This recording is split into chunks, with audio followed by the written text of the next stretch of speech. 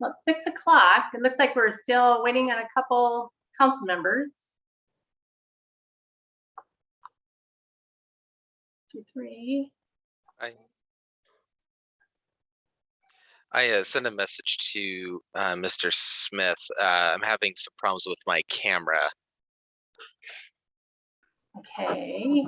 Councilmember Johnson, do you have a city laptop that you're working with? Yes.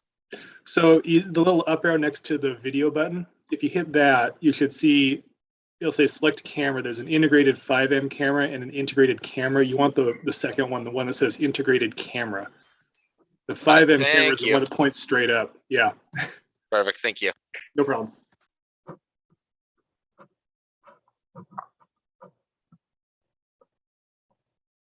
I think we're missing 1 or 2 council members. Member Benson was in the executive session link. I did send him an email directing him to come to this meeting. Oh, okay. All righty. So does all the council members have their cameras on?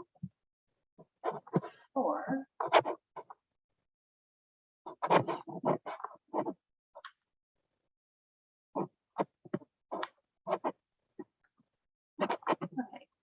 We'll go ahead and get started. So good evening and welcome to the January 10th, 2022 City Council regular meeting. I am Mayor Ross. Tonight's City Council meeting is being brought to you using video conferencing technology provided by Zoom. We are also broadcasting live on the city's YouTube channel, and tonight's recording will be posted on the city's website. Welcome to all, and thank you for joining us tonight. Councilmember Benson, can you please, I'm sorry, City Clerk, please call the roll.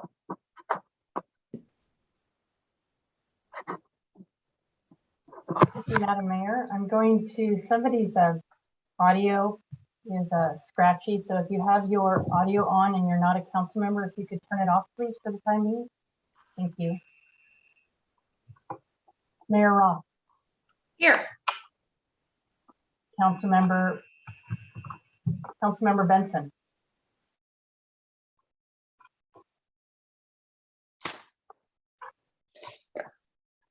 Councilmember Christensen.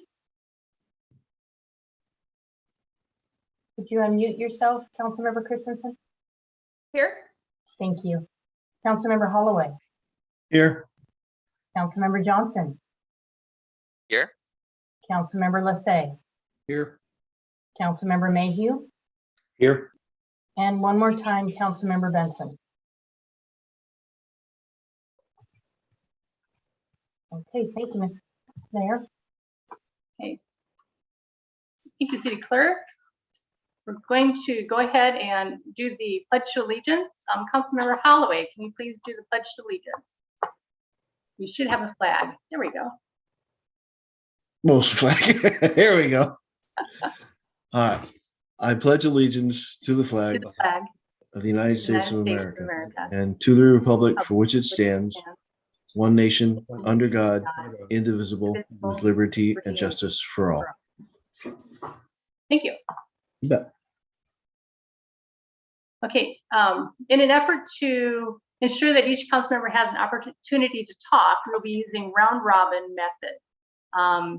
In a round robin, each member of the council is given an opportunity to speak once before anyone may speak a second time.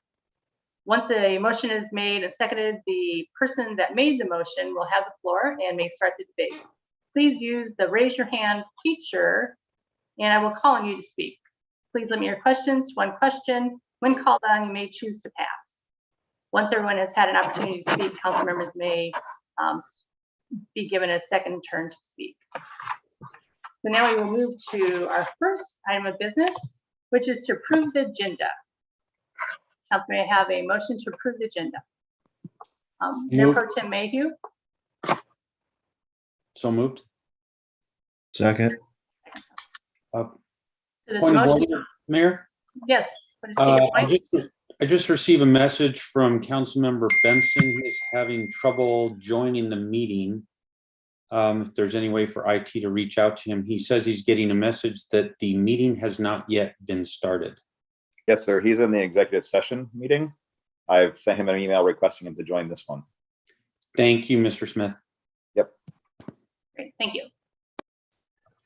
So there was a motion by Mayor Pro Tem Mayhew and seconded by Councilmember Holloway to approve the agenda. Is there any discussion?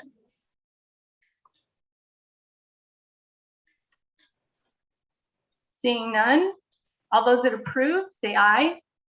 Aye. Aye. Aye. Those opposed, nay. Okay, motion passes unanimously.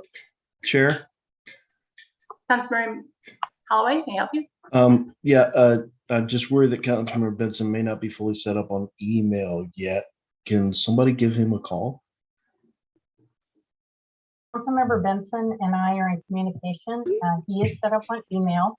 He is, I believe, he's in the executive session right now. He's getting out of that and working towards getting into the correct. Okay, thank you. You're very welcome. All right. The second item of business is an executive session.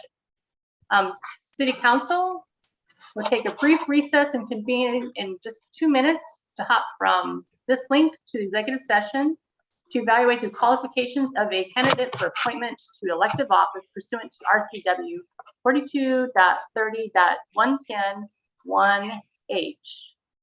Council, how much time do you anticipate we will need for the executive session? Mayor, I suspect 15 minutes is the right time. Okay, and who should attend? Last time we had our council members, city attorney, mayor, and we had our interim city administrator, and we could include our new city administrator. Is there I think we'd like to see the same the same? as what you Right. just listed, yes. All right. Okay, after the executive session is concluded, council will return to open session and may take action. So we'll be back in 15 minutes. Thank you. Oh, excuse me, has an email link come out? Yes, ma'am. It should be in your inbox right now. Thank you. Just arrived. Right. See you there. Maybe someone can figure out where that extraneous noise is coming from too while we're in the executive session.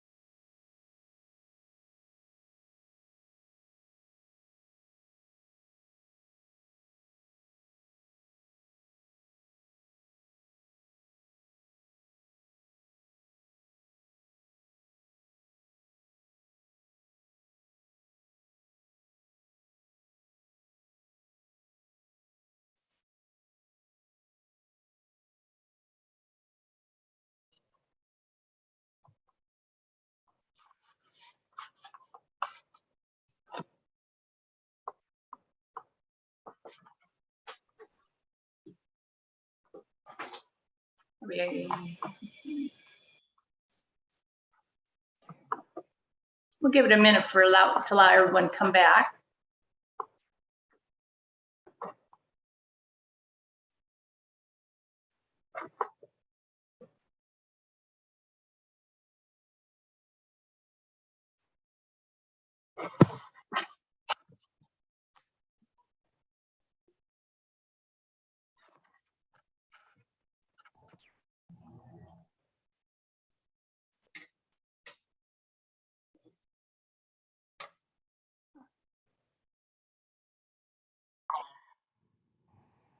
I think we're all back. If we're comfortable, turn on their cameras.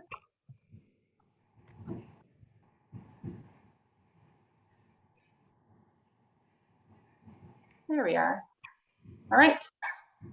Of information, Mayor, were we able to get Councilmember? Oh, there he is. I see him. He's got my name. He is back. Oh, yeah. If IT could fix his name, but I see Councilmember Benson is here. Ah, fixed. Thank you, Mayor. Right. Okay. So thank you and welcome back to the open session. The time is now 6:19 p.m. So council, the third item of business is appointment and proclamations, which brings us to Agenda Bill 22-009, City Council vacancy position number 2. So at the January 5th, 2022 City Council special meeting, council members interviewed 3 candidates for position number 2. The candidates interviewed included Catherine Cotton, Tanya Lavoie, and Rob Watton. After the interviews concluded, the City Council met in executive session. The council returned to open session and moved to direct staff to place the appointment process and executive session to evaluate the qualifications of the candidates for appointments to elective office on tonight's agenda. Mayor Pro Tem Mayhew, I will call on you. Do you have a motion or an appointment you'd like to discuss? Yes, we move to appoint Rob Watton. Hold on, let me get this wording right. Move to appoint Rob Watton to fill vacant position number 2 on the Snoqualmie City Council. Second. The second, great. Is there any discussion? No. Councilmember Holloway? Well, and can we have Mr. Watton available for discussion? I guess basic question. Because you're such a good candidate and we've used you in multiple functions in the city, you're currently our citizen representative to the IFIT. Would you, Holloway's preference, I guess, would be that we keep that, the I is for independent. We keep it separate. Council could be appointed, but better to keep it independent and separate. Would you be okay letting somebody else take over the citizen representation on IFIT if appointed? Absolutely. Thank you. Is there any other discussion? Okay, there's a motion by Mayor Pro Tem Mayhew and a second by Councilmember Holloway to appoint Rob Watton to position number 2. All those approved, say aye. Aye. Aye. Those opposed, nay. Motion passes unanimously, and Rob Watton is appointed to position number 2. Congratulations, Councilmember Watton. We're very happy to have you. Thank you very much. It's an honor to serve alongside of you, and we're going to do some great things together, and we've got a great community that is going to be cheering us on. So thank you. And one other thing too is that I do want to give recognition to Dr. Cotton as a longtime EMT in our community, has done just an enormous amount of work, as well as Tanya Lavoie for stepping up, and I hope both of them continue on helping the city on our boards and commissions. So my gratitude is to those candidates as well.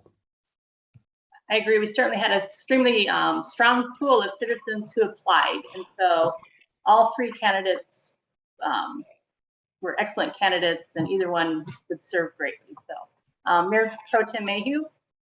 Yeah, I just wanted to share to those two candidates, Dr. Cotton and Tanya Lavoie, how much the city council appreciated receiving your applications. And for those residents who may see this, I want to share with you that in our executive session in which we discuss the strengths and weaknesses of the candidates, we had 3 outstanding candidates who we discussed the strengths of at length and had very little, if anything, to discuss in terms of weaknesses.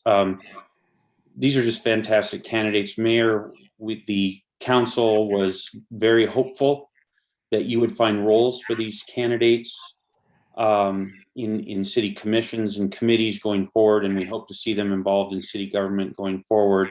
And certainly as a council, we'll look for ways to involve them. But in a certain way, it was almost easy to make the nomination because I couldn't make a wrong nomination. On the other hand, it was very difficult because that meant 2 candidates were not going to be taking the position. So it was a very difficult decision for us, outstanding candidates.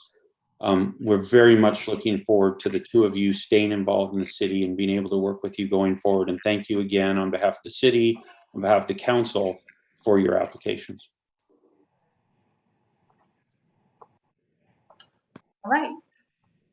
So the next item of business is Agenda Bill 22-011. We have oath of office for elected officials and city administrators. So we have a new mayor, new council members, and 2 council members that are returning, and also a new city administrator that we will do the oath of office now. So the city clerk, will you please administer the oaths of office to the newly elected and re-elected officials and the city administrator?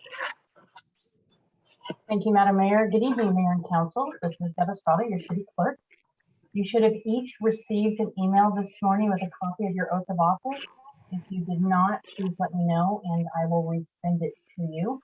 Does everyone have it? Going to hope so. Fantastic. All right, we will start with Mayor Catherine Ross. Mayor Ross, do you have your oath of office in front of you to read? Yes, I do. Okay, raise your right hand, please. And could we please highlight the gallery, the individual that's speaking at the time of the oath, please, instead of the agenda at this time? Thank you. Please proceed. All right. I, Catherine Ross, have been duly elected to the office of City of Snoqualmie Mayor. Do solemnly swear that I will faithfully and impartially perform the duties of my office as prescribed by law to the best of my ability, and that I will support and maintain the ordinances, resolutions, and policies of the City of Snoqualmie and the laws and Constitution of the State of Washington and of the United States of America. Thank you and congratulations. Thank you. Okay, the next person, Councilmember Ethan Benson for position number 1. Yeah, I didn't get that in my email this morning. I'm sorry. That's quite all right. I can resend it to you if you'll hold on just one moment. I do apologize. I've lost the second screen on my computer. So let me resend that to you.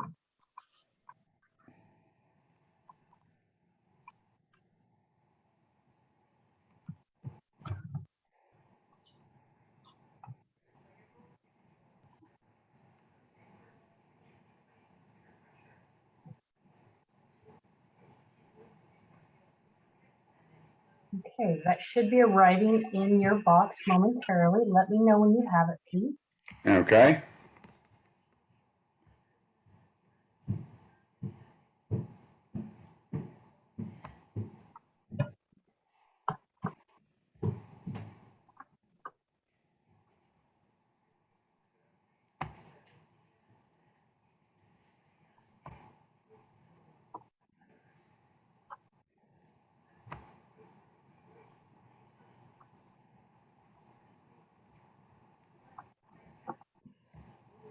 You see it yet?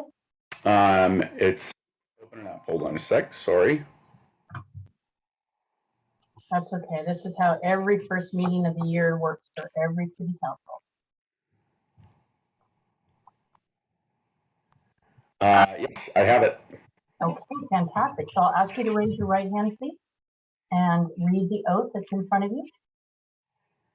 I, Ethan Benson, having been duly elected to the office of Snoqualmie City Council position number 1, do solemnly swear that I will faithfully and impartially perform the duties of my office as prescribed by law to the best of my ability, and that I will support and maintain the ordinances, resolutions, and policies of the city of Snoqualmie and the laws and constitution of the state of Washington and of the United States of America. Thank you. Congratulations. Thank you. All right, we're going to move to our next person.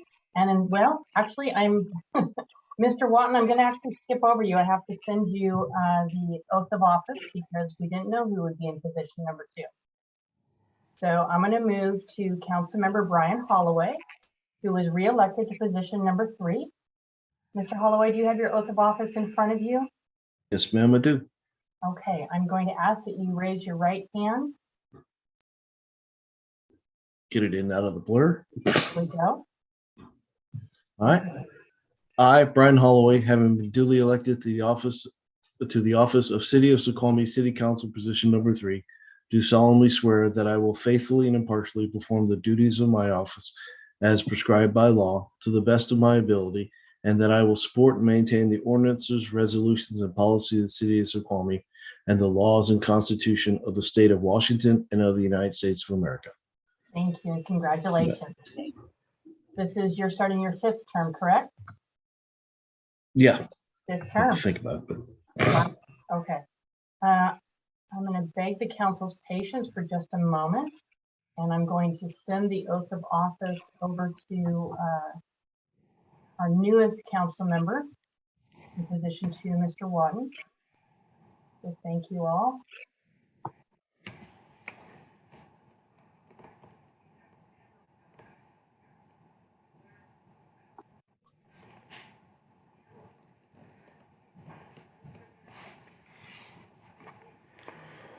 Because every time we do this, it feels like it takes about a good 20 minutes to go through it when everybody's having to wait. in the meantime, Chair, may I raise a point of order?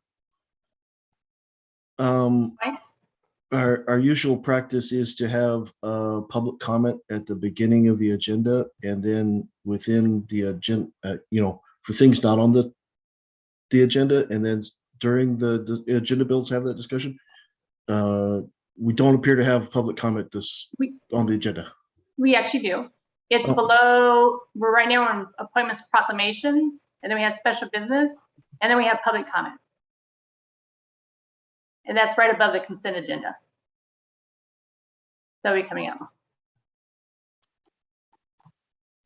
The order of things is just a little bit wonky, I believe, in light of the fact that we are trying to take care of all of our appointments and get everybody seated before we proceed this evening. I withdraw comment and I apologize for the delay. Proceed. No, not at all. Thank you for the feedback. Perhaps can you recite the I can. resolution or oath of office to him and he can repeat it? That's a really good suggestion. Okay, Mr. Watton, are you ready?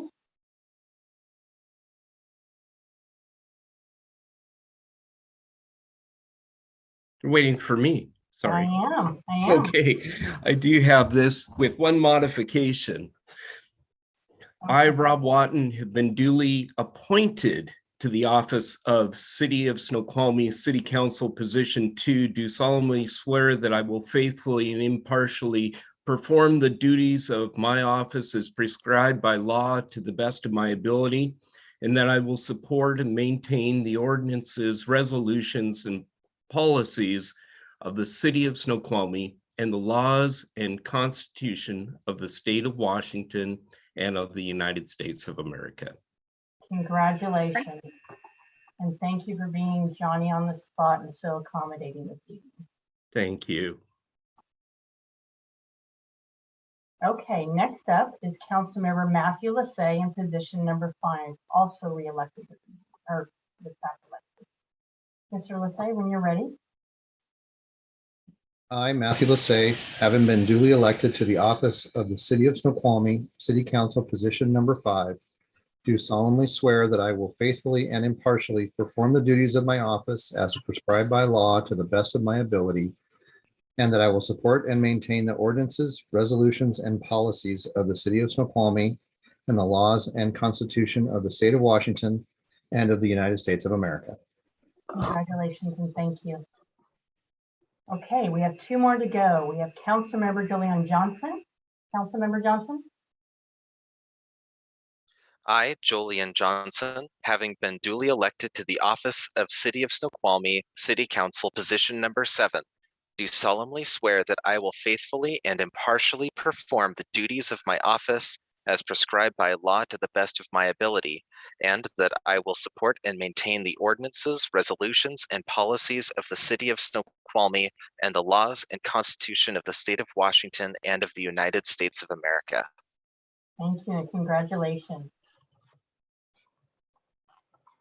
Okay, Mr. Michael Sauerwein, welcome. Good evening. Whenever you're ready, sir, raise your right hand. And you may read the oath. I, Michael Sauerwein, having been duly appointed to the office of City of Snoqualmie City Administrator, do solemnly swear that I will faithfully and impartially perform the duties of my office as prescribed by law to the best of my ability, and that I will support and maintain the ordinances, resolutions, and policies of the City of Snoqualmie and the laws and Constitution of the State of Washington and of the United States of America. Thank you, Mr. Sauerwein, and welcome. Thank you. Well, congratulations, everyone, and thank you, City Clerk. So now the next item of business is Agenda Bill 22-12, 2022 Mayor Pro Tem election. So pursuant to Chapter RCW 35A 12.65 and the City Council Rules of Procedure Rule 4, biannually at the first meeting of a new council or periodically the members thereof by majority vote shall designate one of their number as Mayor Pro Tem for such period as the council may specify to serve in the absence or temporary disability of the mayor. Councilmember Holloway. So I guess I would like to move to nominate Councilmember Mayhew as Mayor Pro Tem for the upcoming session. Second. And Mayor Pro Tem Mayhew, do you accept the nomination? I do. Great. There's a motion by Holloway and a second by Lassay to nominate James Mayhew as Mayor Pro Tem. Are there any other nominations?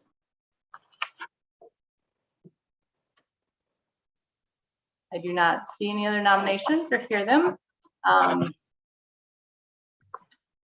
Council, the nominations are now closed. Is there any discussion? This is where we get to discuss Jim. Yes. All right. No, Jim has done in the past years, done an excellent job as Mayor Pro Tem and look forward to continue. Excellent. So we'll go ahead and move to vote. All those approved, say aye. Aye. Aye. I Those opposed, nay. Motion passes unanimously. And James Mayhew is the 2022 Mayor Pro Tem. Congratulations. Customer or Mayor Pro Tem Mayhew. I just, fellow council members, I'm humbled and honored by your faith in me, and I hope I will execute this well for the next year. And I am confident that you will let me know if I'm goofing up. Thanks a lot. It was just too soon to nominate Rob. All right, so that brings us to Agenda Bill 22-13, the 2022 Council Committee Membership and Liaison Appointments. Pursuant to City Council Rules and Procedure, Rule 6, the Mayor Pro Tem, subject to approval of a majority of the council, shall appoint a chair and members for each council committee for each council liaison. Mayor Pro Tem Mayhew, do you know which council members you would like to appoint to serve on 2022 council committees and as local and regional liaisons? I do, Mayor Ross, and I wonder, City Clerk Estrada, if you could help out, or Mr. Smith. I have forwarded a listing of those nominations, and I'm hoping you may be able to put that on the screen. Maybe I do have your list. I'm going to let me open that up. And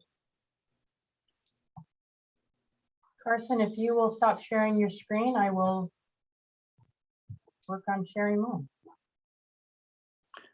So, Mayor, if I could report the not knowing who the who would fill chair number 2, I did reserve a couple spots for who the that person might be, and I will have to have a follow-up conversation with our newly appointed Councilmember Watton to find out his interests and align those. And so I will have to come back at our next meeting to fill in those vacant spots.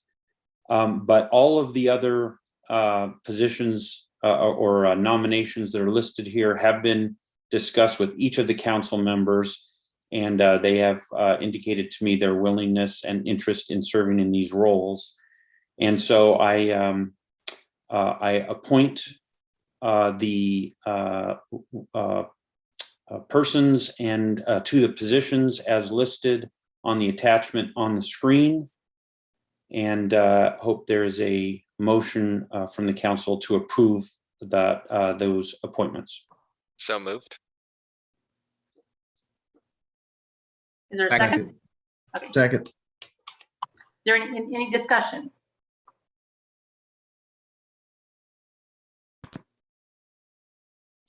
Seeing none. All those to approve this listing, say aye. Aye. Aye. Aye. Aye.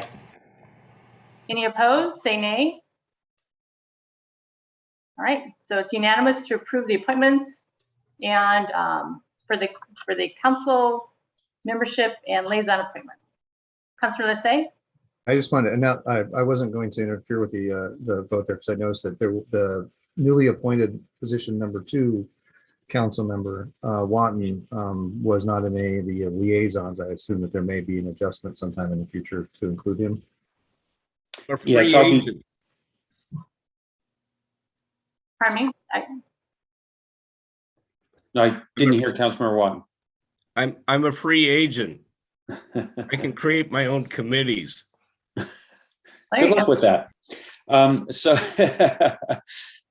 Actually, you have been described as a one-man committee tour de force, so I actually believe you. But yes, Councilmember Lissay, it's now that we've appointed someone into position 2, I'll find some time here over the next 2 weeks to meet with Mr. Watton, Councilmember Watton, find out his interests, and then adjust the listing to put him into some spots where he has an interest and we have a need. All right. Great. Right, so moving on. So council, the final item of business under appointment and proclamation is Agenda Bill 22-4, Proclamation number 2202, National Mentoring Month. And I believe we are having a guest who's joining us.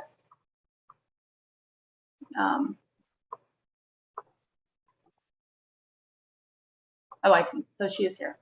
Okay, so I will go ahead and read it, and then I believe Heather Downing, the program manager with Empower Youth, is joining us this evening.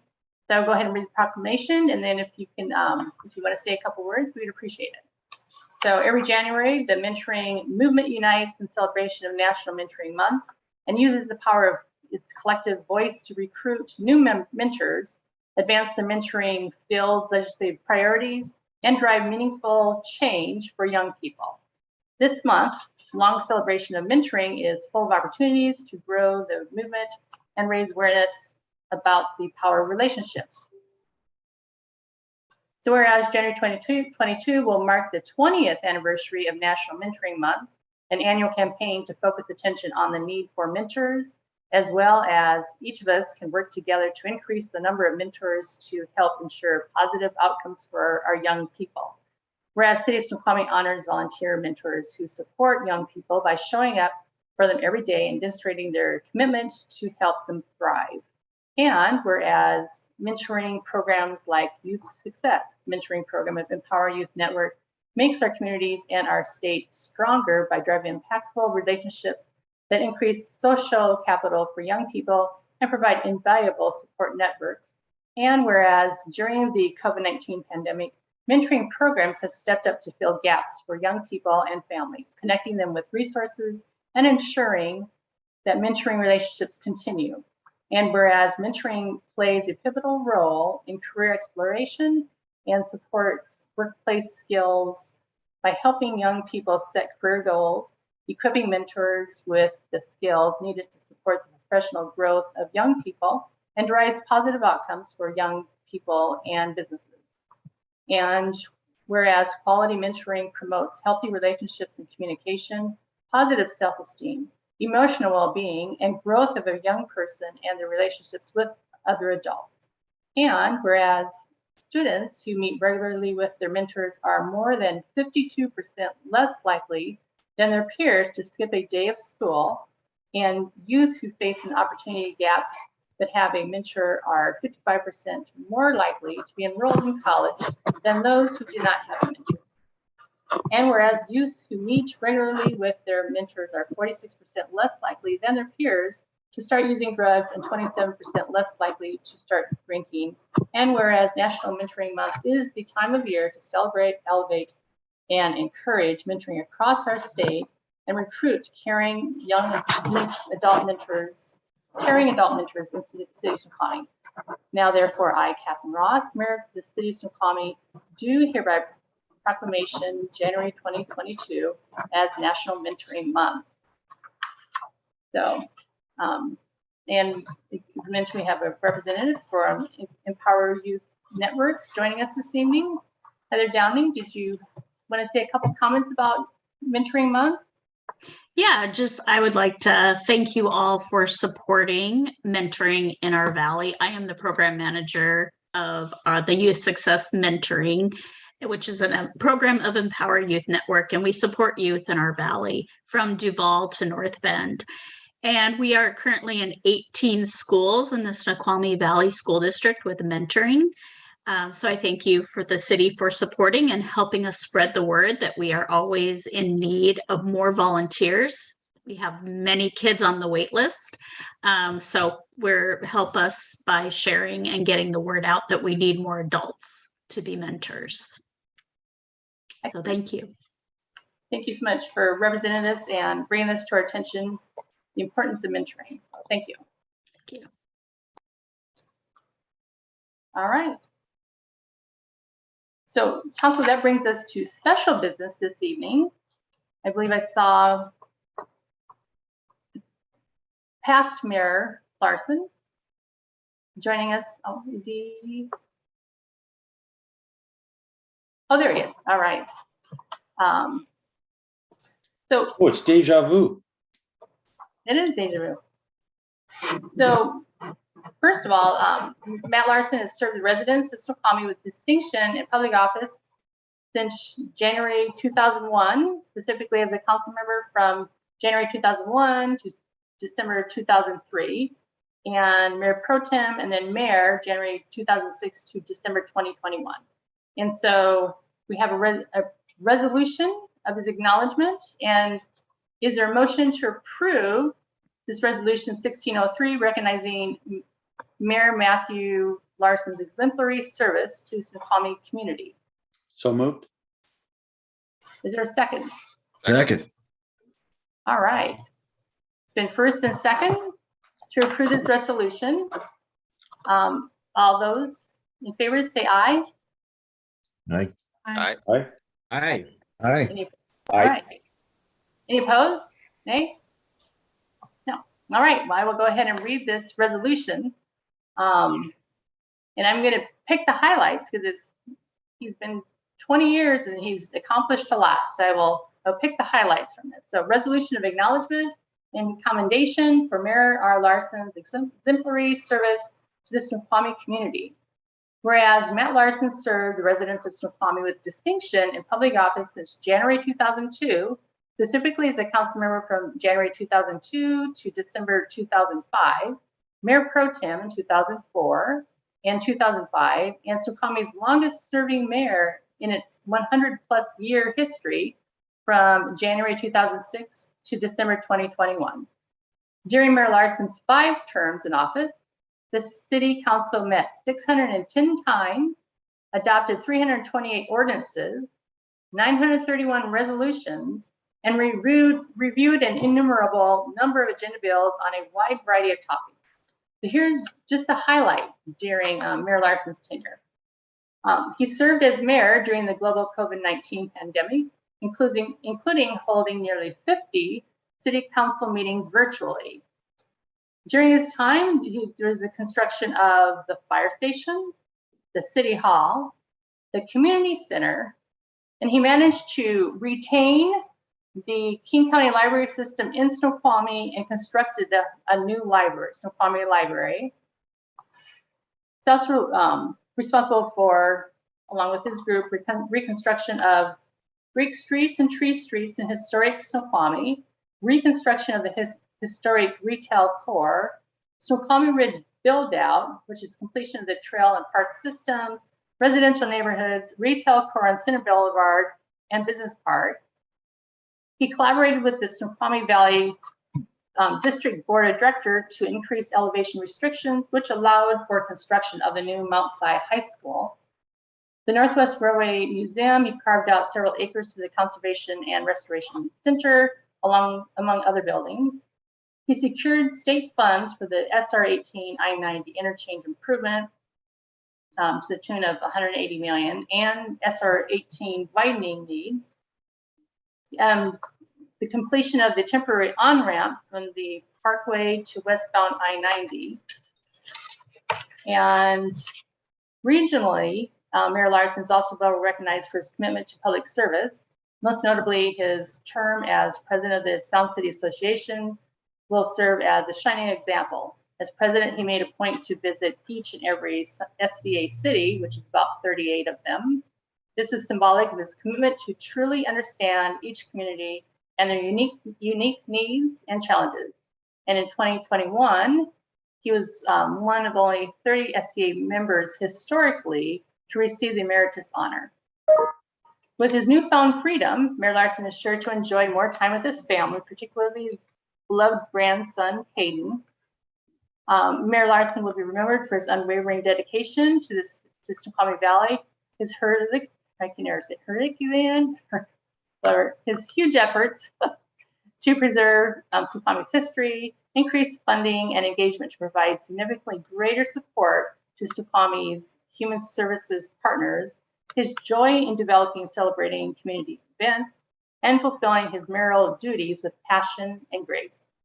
Be it resolved by the City Council and the City of Snoqualmie, on behalf of its residents and staff, the City Council commends Matthew Larson for his long tenured and distinguished public service and extends its sincerest thanks and appreciation for his time and many significant contributions to Snoqualmie over the past 20 years. Approved this 10th day of January 2022. And we know that Mayor Larson is with us. Mayor Larson, would you like to make a few comments? Sure. Thank you, Councilman.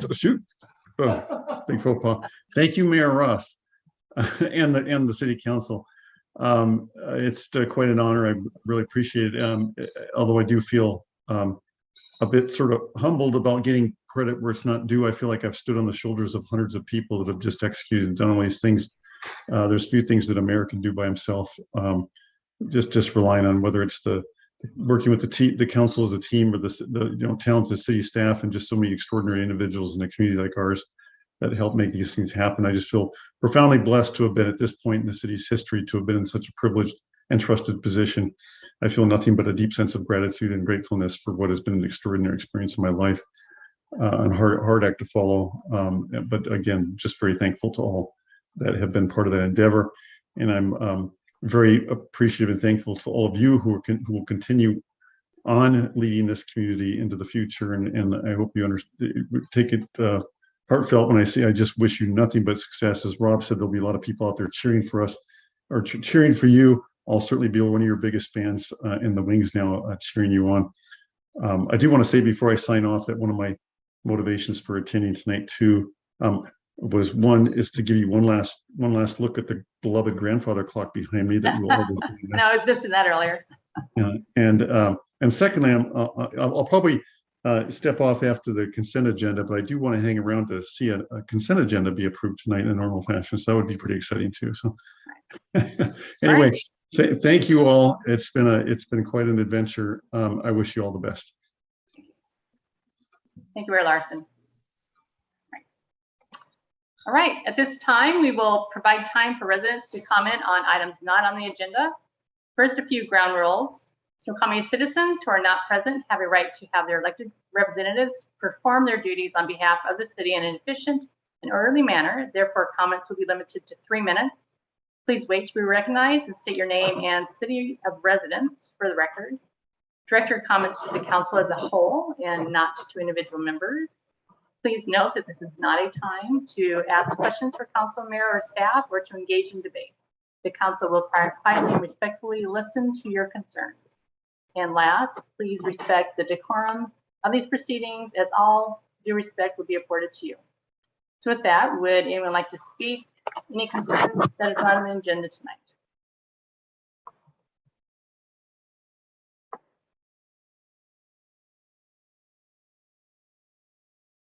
We have 5 attendees. I do not see anyone raising their hand.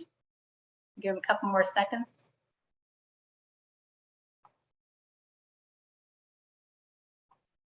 All right. So now we move on to the consent agenda. Approval of the December 13th, 2021 regular city council meeting minutes.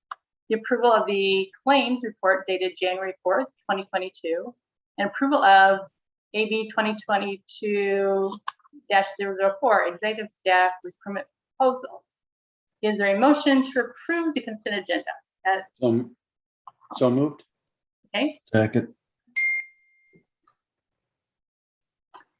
It's been motioned by Mayhew, Mayor Pro Tem Mayhew, and Councilmember, seconded by Councilmember Holloway to approve the consent agenda. Is there any public comment on this item? Please raise your hand if there is. Not see anyone with hands raised. Councilor, is there any discussion? Okay, we will move on to voting. All those that approve, say aye. Aye. Aye. Aye. Opposed, say nay. Motion passes unanimously, and the consent agenda is approved. Yay. Okay. Moving on to Committee of the Whole. So as you may recall, several council committee meetings were canceled, and in their place, the Committee of the Whole met on January 4th. The first report to view the Committee of the Whole is the Agenda Bill 22-001, Landscape Maintenance Agreement.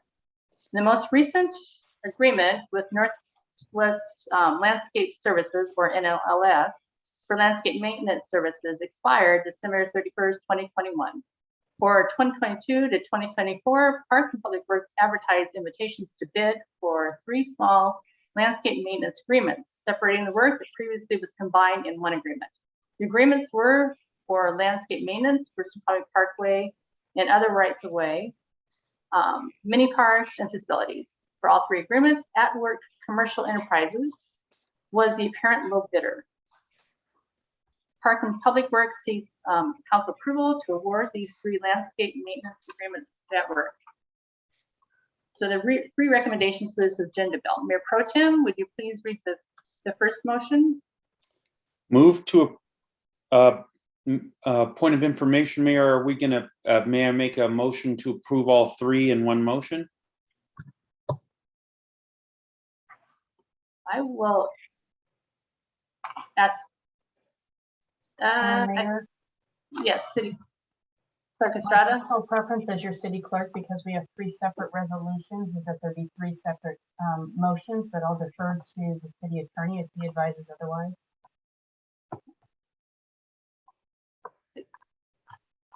I think it's best that we do it separately. That way, if someone votes one down, we can have further discussion on it.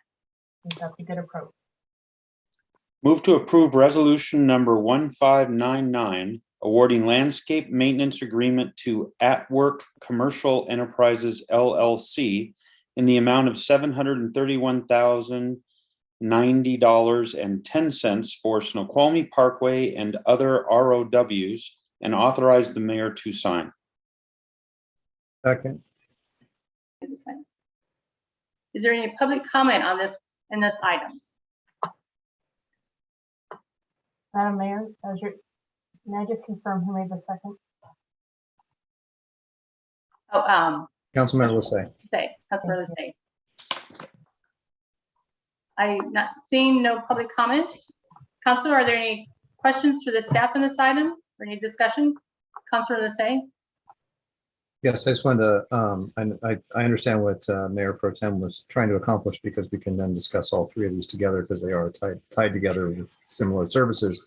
So I'm just going to go ahead and talk about this one, and you can apply those to all the others. But as was presented to council during the last session, we received bids from multiple bidders, and those bids were agreeable to our budget and providing the services that our citizens have come to expect for the maintenance of the public areas in the city of Snoqualmie, and I urge our council members to agree and approve. Councilor Holloway. Also, to be clear, to follow on all three of these, there were three bidders. In this case, At Work was the lowest responsive bidder on all three packages. So we are awarding to the lowest responsive bidder. In this particular one, there was one bidder who was not fully responsive. But again, lowest responsive bidder, normal way of doing business.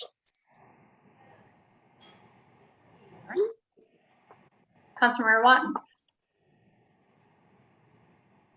Councilmember Mayhew or Councilmember Holloway, what was the thought process behind breaking this contract down into three parts? And this is more for my edification and those of us new, if somebody should come along and ask us, why did we do it? Councilor Mayhew. Yeah, I think while this was discussed in committee of the whole as a Parks and Public Works area, and with the background of why they did this, I think Councilmember Holloway, as the chair of that committee, would be best to answer that. Well, and our acting public works director can correct me where I go wrong. But we did talk to our existing service provider, and at least initial quote was beyond budget. So the decision was that maybe if we broke it up, it'd be much more manageable chunks and we'd get a better quote response. In that case, we did. Actually, we even though the same vendor ended up being the lowest responsive bidder on all three, it still came in lower than what was previously quoted as a continuation of existing contract. How'd I do, Director? Perfect. Thank you much. You bet. Right. Any other discussion? So all in favor of approving resolution 1599, say aye. Aye. Aye. Aye. And those opposed, say nay. All right. The ayes have it. It is unanimously passed. So Mayor Pro Tem Mayhew, would you please read the second motion? Move to approve resolution number 1600, awarding landscape maintenance agreement to At Work Commercial Enterprises LLC in the amount of $629,878.47 for mini parks and authorize the mayor to sign. Second. Okay, there's a motion by Councilmember Mayhew and a second by Councilmember Johnson to approve resolution number 1600. Is there any public comment on this item? Seeing none, is there any discussion regarding this resolution? All right, we'll move to vote. Is there, all in favor, say aye. Aye. Aye. Any opposed, say nay. All right, motion passes unanimously. Mayor Pro Tem Mayhew, we have one more resolution, resolution 1601. Move to approve resolution number 1601, awarding landscape maintenance agreement to At Work Commercial Enterprises LLC in the amount of $103,735.68 for facilities, and authorize the mayor to sign. Second. Who's the first one? Watton? Councilor Watton, did you say? All right, so there was a motion by Mayor Pro Tem Mayhew and seconded by Councilmember Watton to approve resolution 1601. I will see if there's any public comment. Seeing none, Councilmember or Mayor Pro Tem Mayhew. Yeah, I just wanted to say to staff, I'm pretty sure I speak for all of the council, certainly for myself, in saying thank you for getting on this matter. I know that this was a tough thing for you guys to deal with a year ago as we were going through COVID and all the budget uncertainty that we were in at that point, and then the very surprising increase in the quote that you received from the vendor that we had at that time.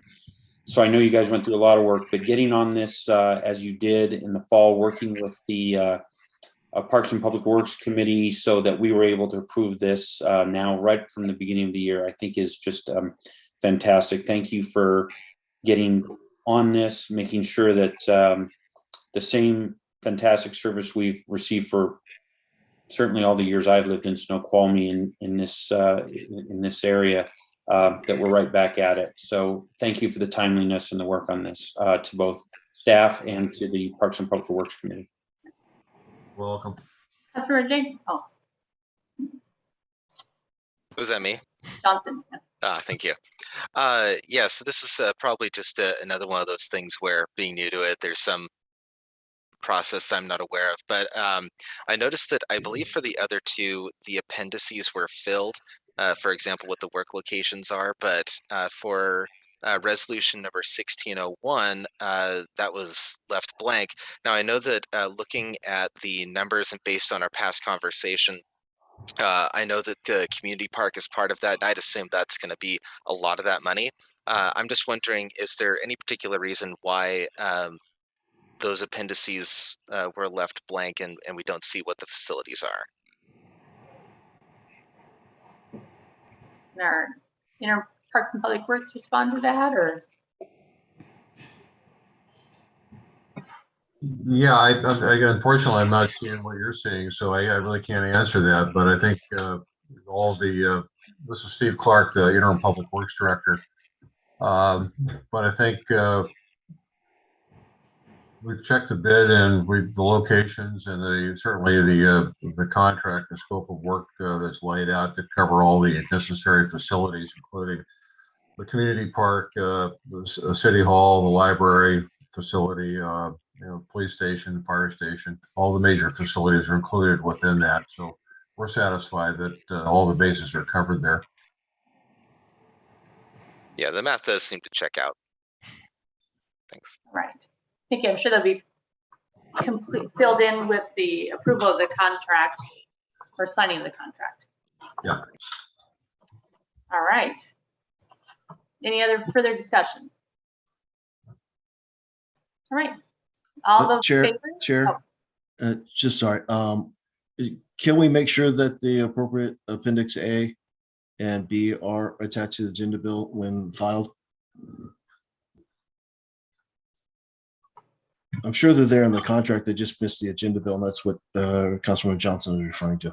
So if we could take a look at that, make sure those are in there when we file this on the web. City Clerk Estrada, can you, that is completed? And certainly the when the contract, when executed, will be available through a link on the website, and that will reflect the completed appendices as well. Great, thank you. All right. Okay, any further discussion? All right. So all those in favor, say aye. Aye. Aye. Opposed? No. So it's unanimous. The motion passes. Okay, moving on to next item under the Committee of the Whole report is Agenda Bill 22-005, Resolution 1602, ratifying emergency proclamation dated December 23rd, 2021. In accordance with Snoqualmie Municipal Code 20.48.50A2, resolution number 1602 ratifies the proclamation of emergency dated December 23rd, 2021 for the Snoqualmie Valley Shelter Services temporary overnight warming shelter. Mayor Pro Tem, would you please read the motion? Move to approve resolution number 1602, ratifying the proclamation of emergency dated December 23rd, 2021 for the Snoqualmie Valley Shelter Services temporary overnight warming shelter. Is there a second? Second. Second. So the Councilmember lists. Okay. No way. I totally seconded first. He's making a little first second joke there for you. So is Mayor Pro Tem Mayhew and second by Councilmember Benson. Is there any public comment on this item? Seeing none, Councilor, are there any questions or discussion on this item? Mayor Pro Tem Mayhew? So just as we all know, when these sort of emergencies strike and we have folks that desperately need shelter, the fact that the Snoqualmie Valley Shelter Services is willing to step up and provide those services is just fantastic for our community. I think it's fantastic that the mayor makes made our facility available for their use in that regard, and thank them for doing this on behalf of our whole community. I think this is a fantastic action that happened, and I completely support it.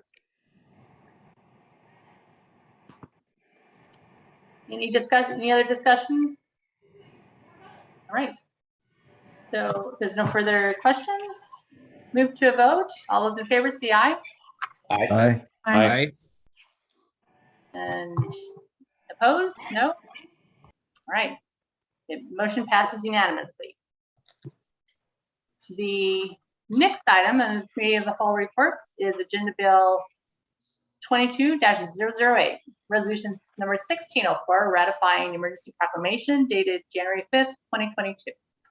So in accordance with the Snoqualmie Municipal Code 2.48.50A2, Resolution number 1604 ratifies the proclamation of emergency dated January 5th, 2022, addressing severe winter weather event and snow removal.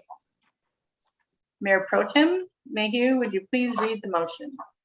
Move to approve resolution number 1604, ratifying the proclamation of emergency dated January 5th, 2022, addressing severe winter weather event and snow removal.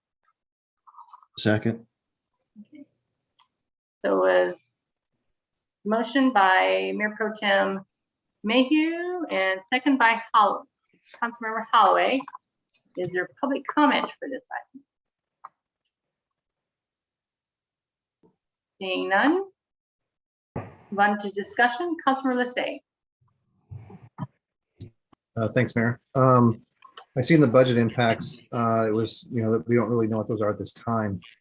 Maybe someone could speak to the available either grants or opportunities that we do know through either county or similar state action that could bring funding to support the snow removal and other efforts that were necessary to get through the emergency. I will state that nothing's been extended on this yet because the next day everything thawed. But we do have current rainfall and potential for flooding coming up or that would fall under this emergency proclamation. Interim Chief Carrera, you have a comment? Yeah, I can speak to the question about grant funding available. So in a disaster situation, FEMA usually make funds available to state and local government to assist with the either recovery or response to the disaster. We're currently under one disaster declaration for the pandemic that we're monitoring, and finance is working hard to get all those receipts in there. With snow-related events, though, it's a little more complicated, and there is a restriction that limits the amount of time and cost to a 48-hour window. There's a long history with it, and I can certainly talk offline with you about it, but we do calculate the cost over a 48-hour window, and we do submit that to the state or county as well as any damage. And then the county has to hit a certain threshold before it can be sent to the state for consideration disaster declaration. It's very hard to hit those, especially in this region. I know they collected, it's possible they hit it a few years back when we had that large snowfall, and many people were landlocked or house locked in their homes, similar to what's being experienced on the pass, Leavenworth, Clay Elm areas right now. But we are tracking that, and once that information is available, we can certainly share it. Councilor Watton.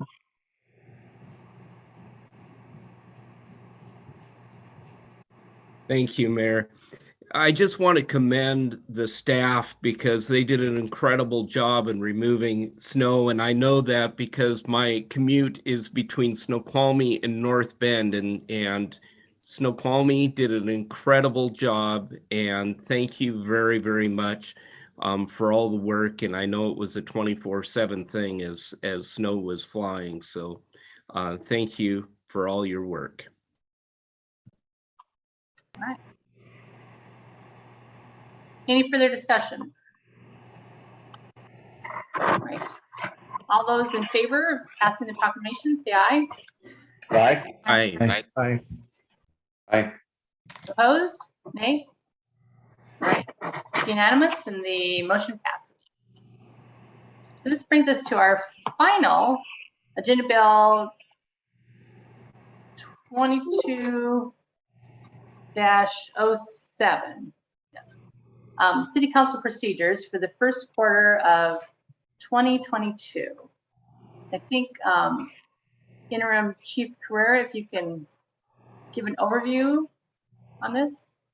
I can, and Carson does have a short presentation so that we can just show some of the different options that are being considered with the different groups or different proposals. So if you want to go to the next page, Carson, that'd be great. So there's 3 proposals that are part of the agenda bill that we're hoping to discuss either tonight or have some action on.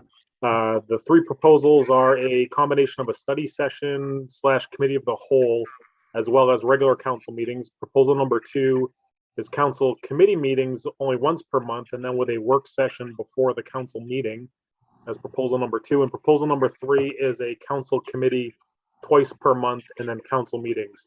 And just for the record, I'll talk about it when we get to that proposal number 3. That is basically the status quo of 2021 for some of the council members that are new, that was following on last year. Proposal number 3 is what we have done for quite a long time. In fact, since I've been with the city for just over 8 years. So you can go to the next slide, Carson.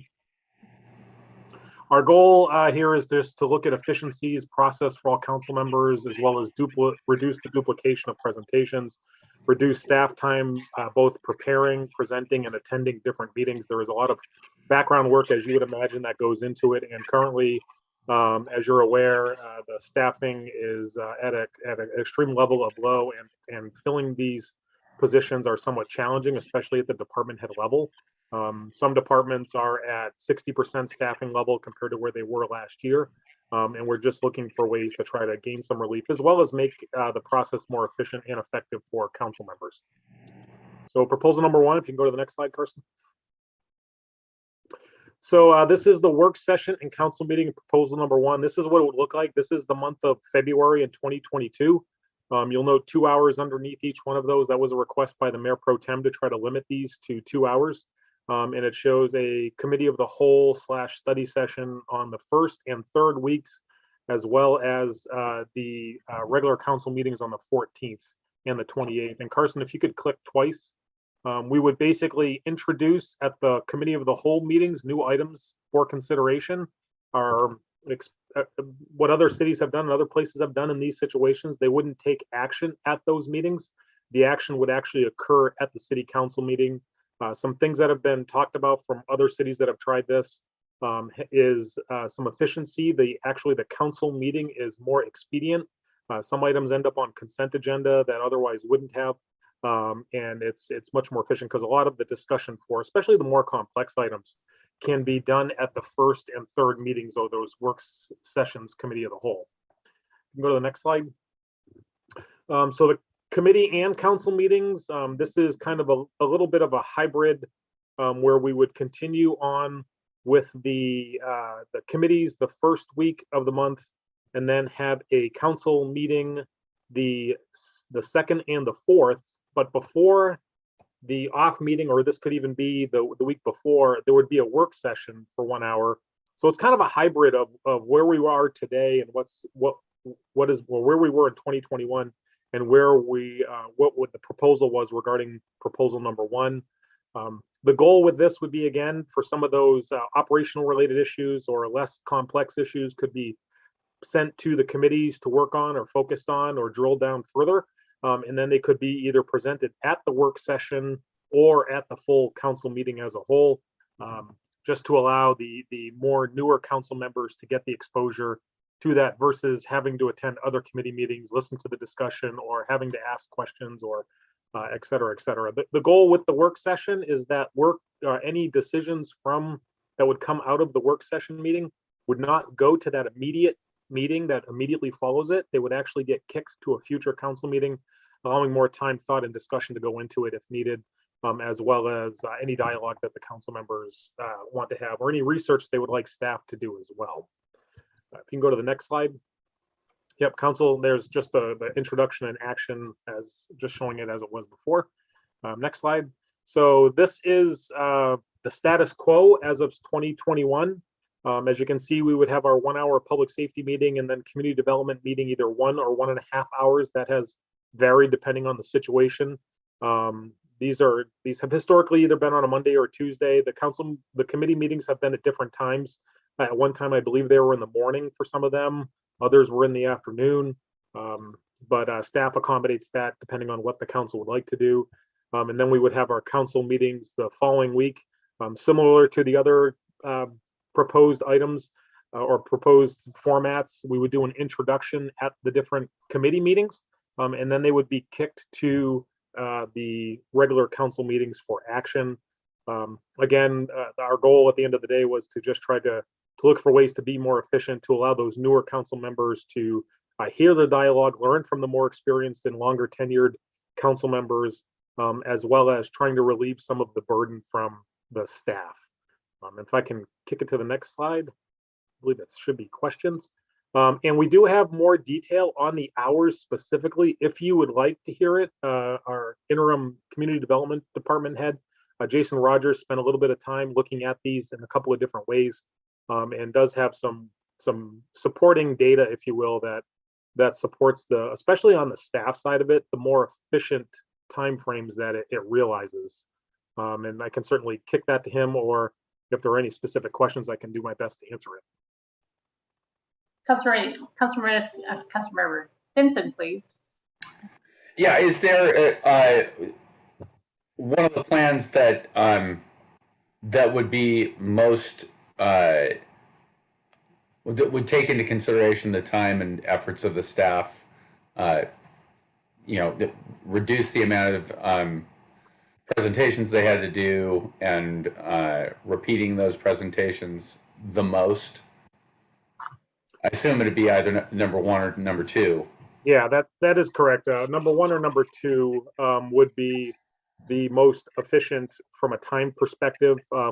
It would allow us to do presentations a single time. It would allow staff to prepare the presentations and present them at a work session or a committee. If it's presented at committee, there's a belief or some concern that some of the similar questions that come up at the committee may also come up at the council meetings, and those would be missed. We've heard some of that tonight from some of the newer council members asking process or just historical questions just to get up to speed. And we don't mind answering those. We're just trying to look for ways to make it more efficient, but also that rising tide lifts all boats, if you will, where the knowledge that can be shared from the more tenured members can be done in a forum where all the council members are there to hear it. Thank you. Councilmember Holloway. Can you go to option 2? So in this case, would the agenda for first and second council be set in that first week? This kind of implies no change. There's no third week meeting in which we can set agenda or bring things on.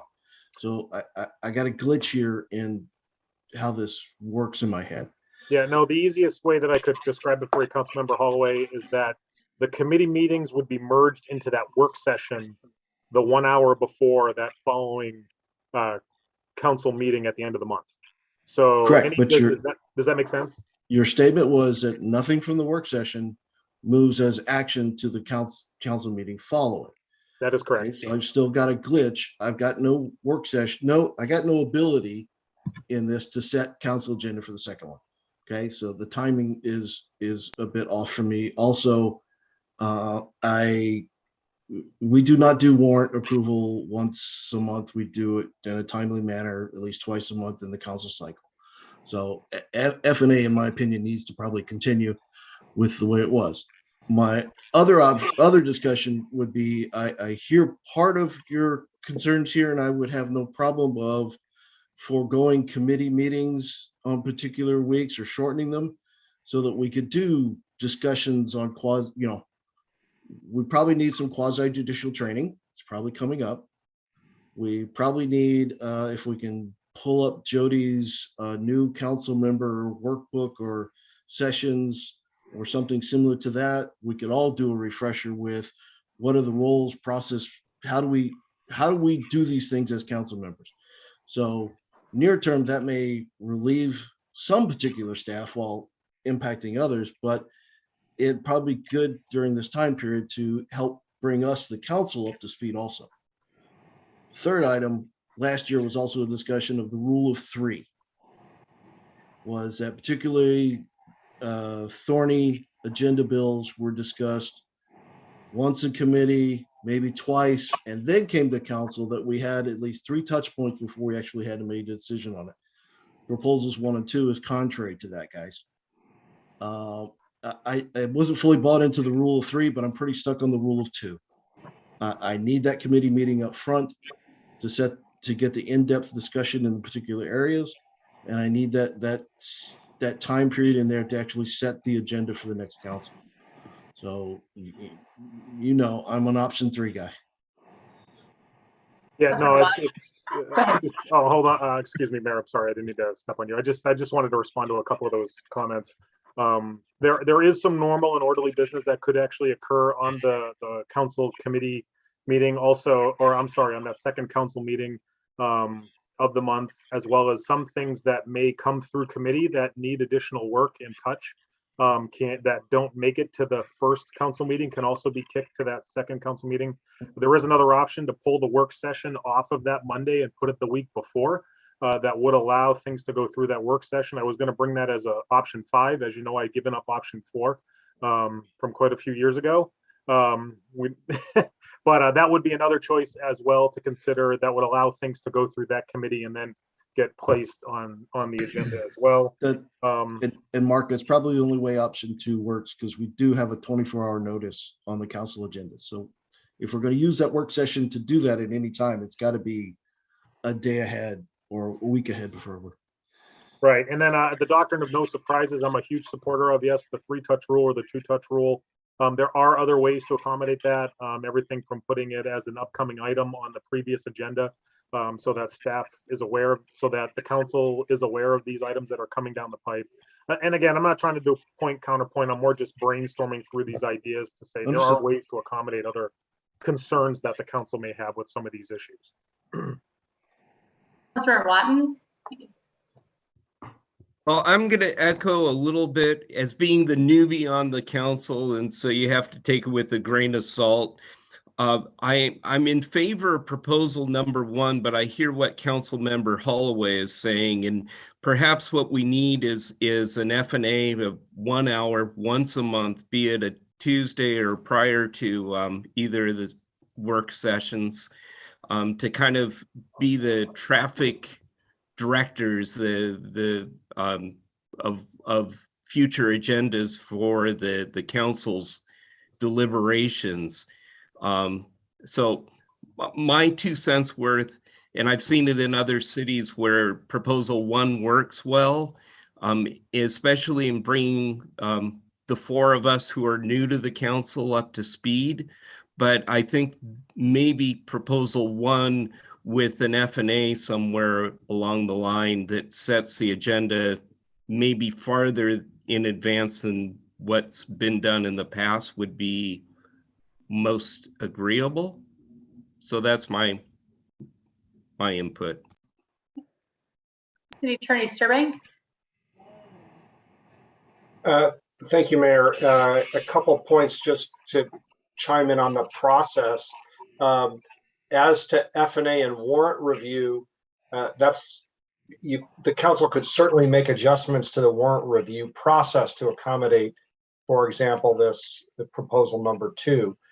There's nothing that requires F&A to be the preliminary review of warrants coming into that second council meeting. For example, council could change the rules for that warrant review for that to be done by the F&A chair, and that those matters then placed on the agenda for council review, for example, or there may be other ways to do it.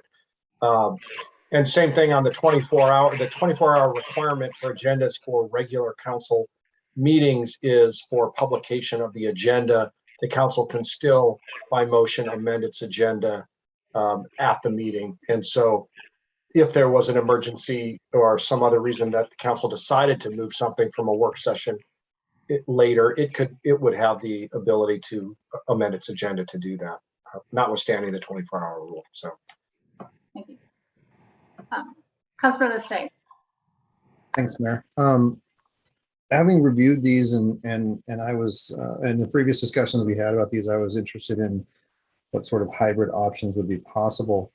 I share the same concerns of Councilman Holloway that I still think we need to have something happening to be able to populate a city council agenda on the 4th Monday. And I think where I fall on this after having a chance to look at it and think about it is that I would stick with our current status quo and go with proposal 3 with the intent that the committee chairs can work with the staff that is available and work to reduce their workload on the agendas and do things that can streamline what they're working on to focus on the important items for now until Mayor Ross has a chance to appoint those senior directors and we can get a full complement of staff in place. I don't see this as a long-term obstacle. I mean, maybe we're talking 3 months, 6 months, in a world of council memberism, that's a very short time frame when you consider council member Holloway is on his 5th term.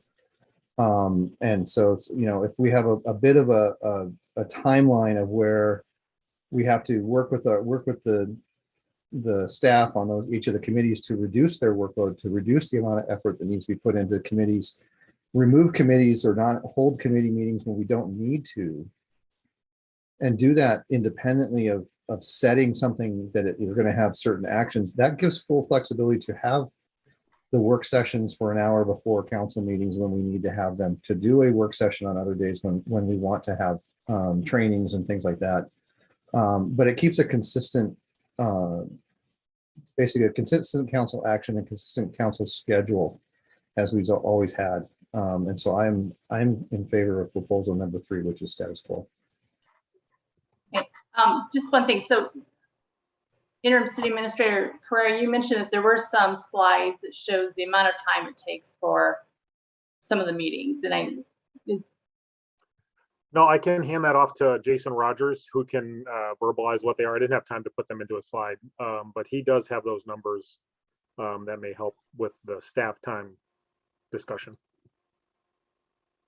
Sure, if you'd like me to, I don't have it that I can, in a format I can really display easily, but I can certainly talk through it a little bit. Currently, staff time per month under the current system is approximately 174 hours per month. That's with the 4 committees and the council meeting. That's likely a bit of an overestimate because that's based on the scheduled time of meetings. And in general, our meetings run shorter than scheduled in most cases. Looking at option 1, you're looking at a approximately 14-hour reduction per month. What you end up with is you end up with, broadly speaking, a bit of a reduction on the staff side of the mayor, the city administrator, and the city attorney's time, an increase in time spent for the directors group as a whole, because some directors have more limited obligations for committee meetings than others do. And then supporting staff time obligations are fairly significantly reduced under that, because we would largely be eliminating the need for as much administrative staff to prepare agendas, minutes, things like that. Most of that burden would shift to the city clerk. Under a hybrid option, you would, of course, lose, roughly speaking, half of that gain. So just to put that in pretty general terms for the council. Question, sorry, and maybe I Hang on. glitched out in there. It was 174 hours for option 3, Correct. and you only saved 14 hours by going to option 1? Yes, what you do is while you reduce the amount of staff time, which is, say, support staff needs, and mayor, city administrator, city attorney time, you're increasing director time. For example, the police and fire chiefs generally only attend the public safety committee meetings, which combined total about 2 hours a month. They would instead be theoretically obligated to attend 2 committee of the whole / study session meetings, which would total 4 to 5 hours a month. So you're increasing, to not to pick on them here, but you're increasing their time commitment. Go ahead. And offsetting, so that you start to offset some staff savings elsewhere by increasing staff requirements, like I said, mostly on the director's team. Some of that is something that can be addressed by the mayor and city administrator working with the council to say, do we need all the directors at every meeting or not? But for the purposes of the analysis, which unfortunately we had to do somewhat quickly, we made some assumptions that directors' attendance is expected at council meetings. Councilmember, thank you. Thank you, Roger, Mr. Rogers. Councilmember Johnson. Yeah, so I may be a physics teacher, but that doesn't mean that I'm great at math. When I look at proposal number 1, what I see is about 2 hours for those weeks, the first and third, I believe, when we would have committee of the whole. And then if we were to continue on with what we have now, it would be 5 to 5.5 hours worth of work. And I just become very concerned in option number 1 about the productivity of the council and our duties to the citizenry to get things done on their behalf. I just don't see how we get what needs to get done in option number 1. I am open to option number 2, because I think that that allows us to have those 3 council members do the deep dive, get into some of the nitty-gritty details of whatever agenda bills are coming our way, and then kind of digest on the off week and allow for maybe a little bit less staff time. But I am very concerned about our productivity if we went with option number 1. Thank you. Mayor Pro Tem Mayhew. Yeah, so I wonder, can we put option number 1, that calendar chart back up on the screen?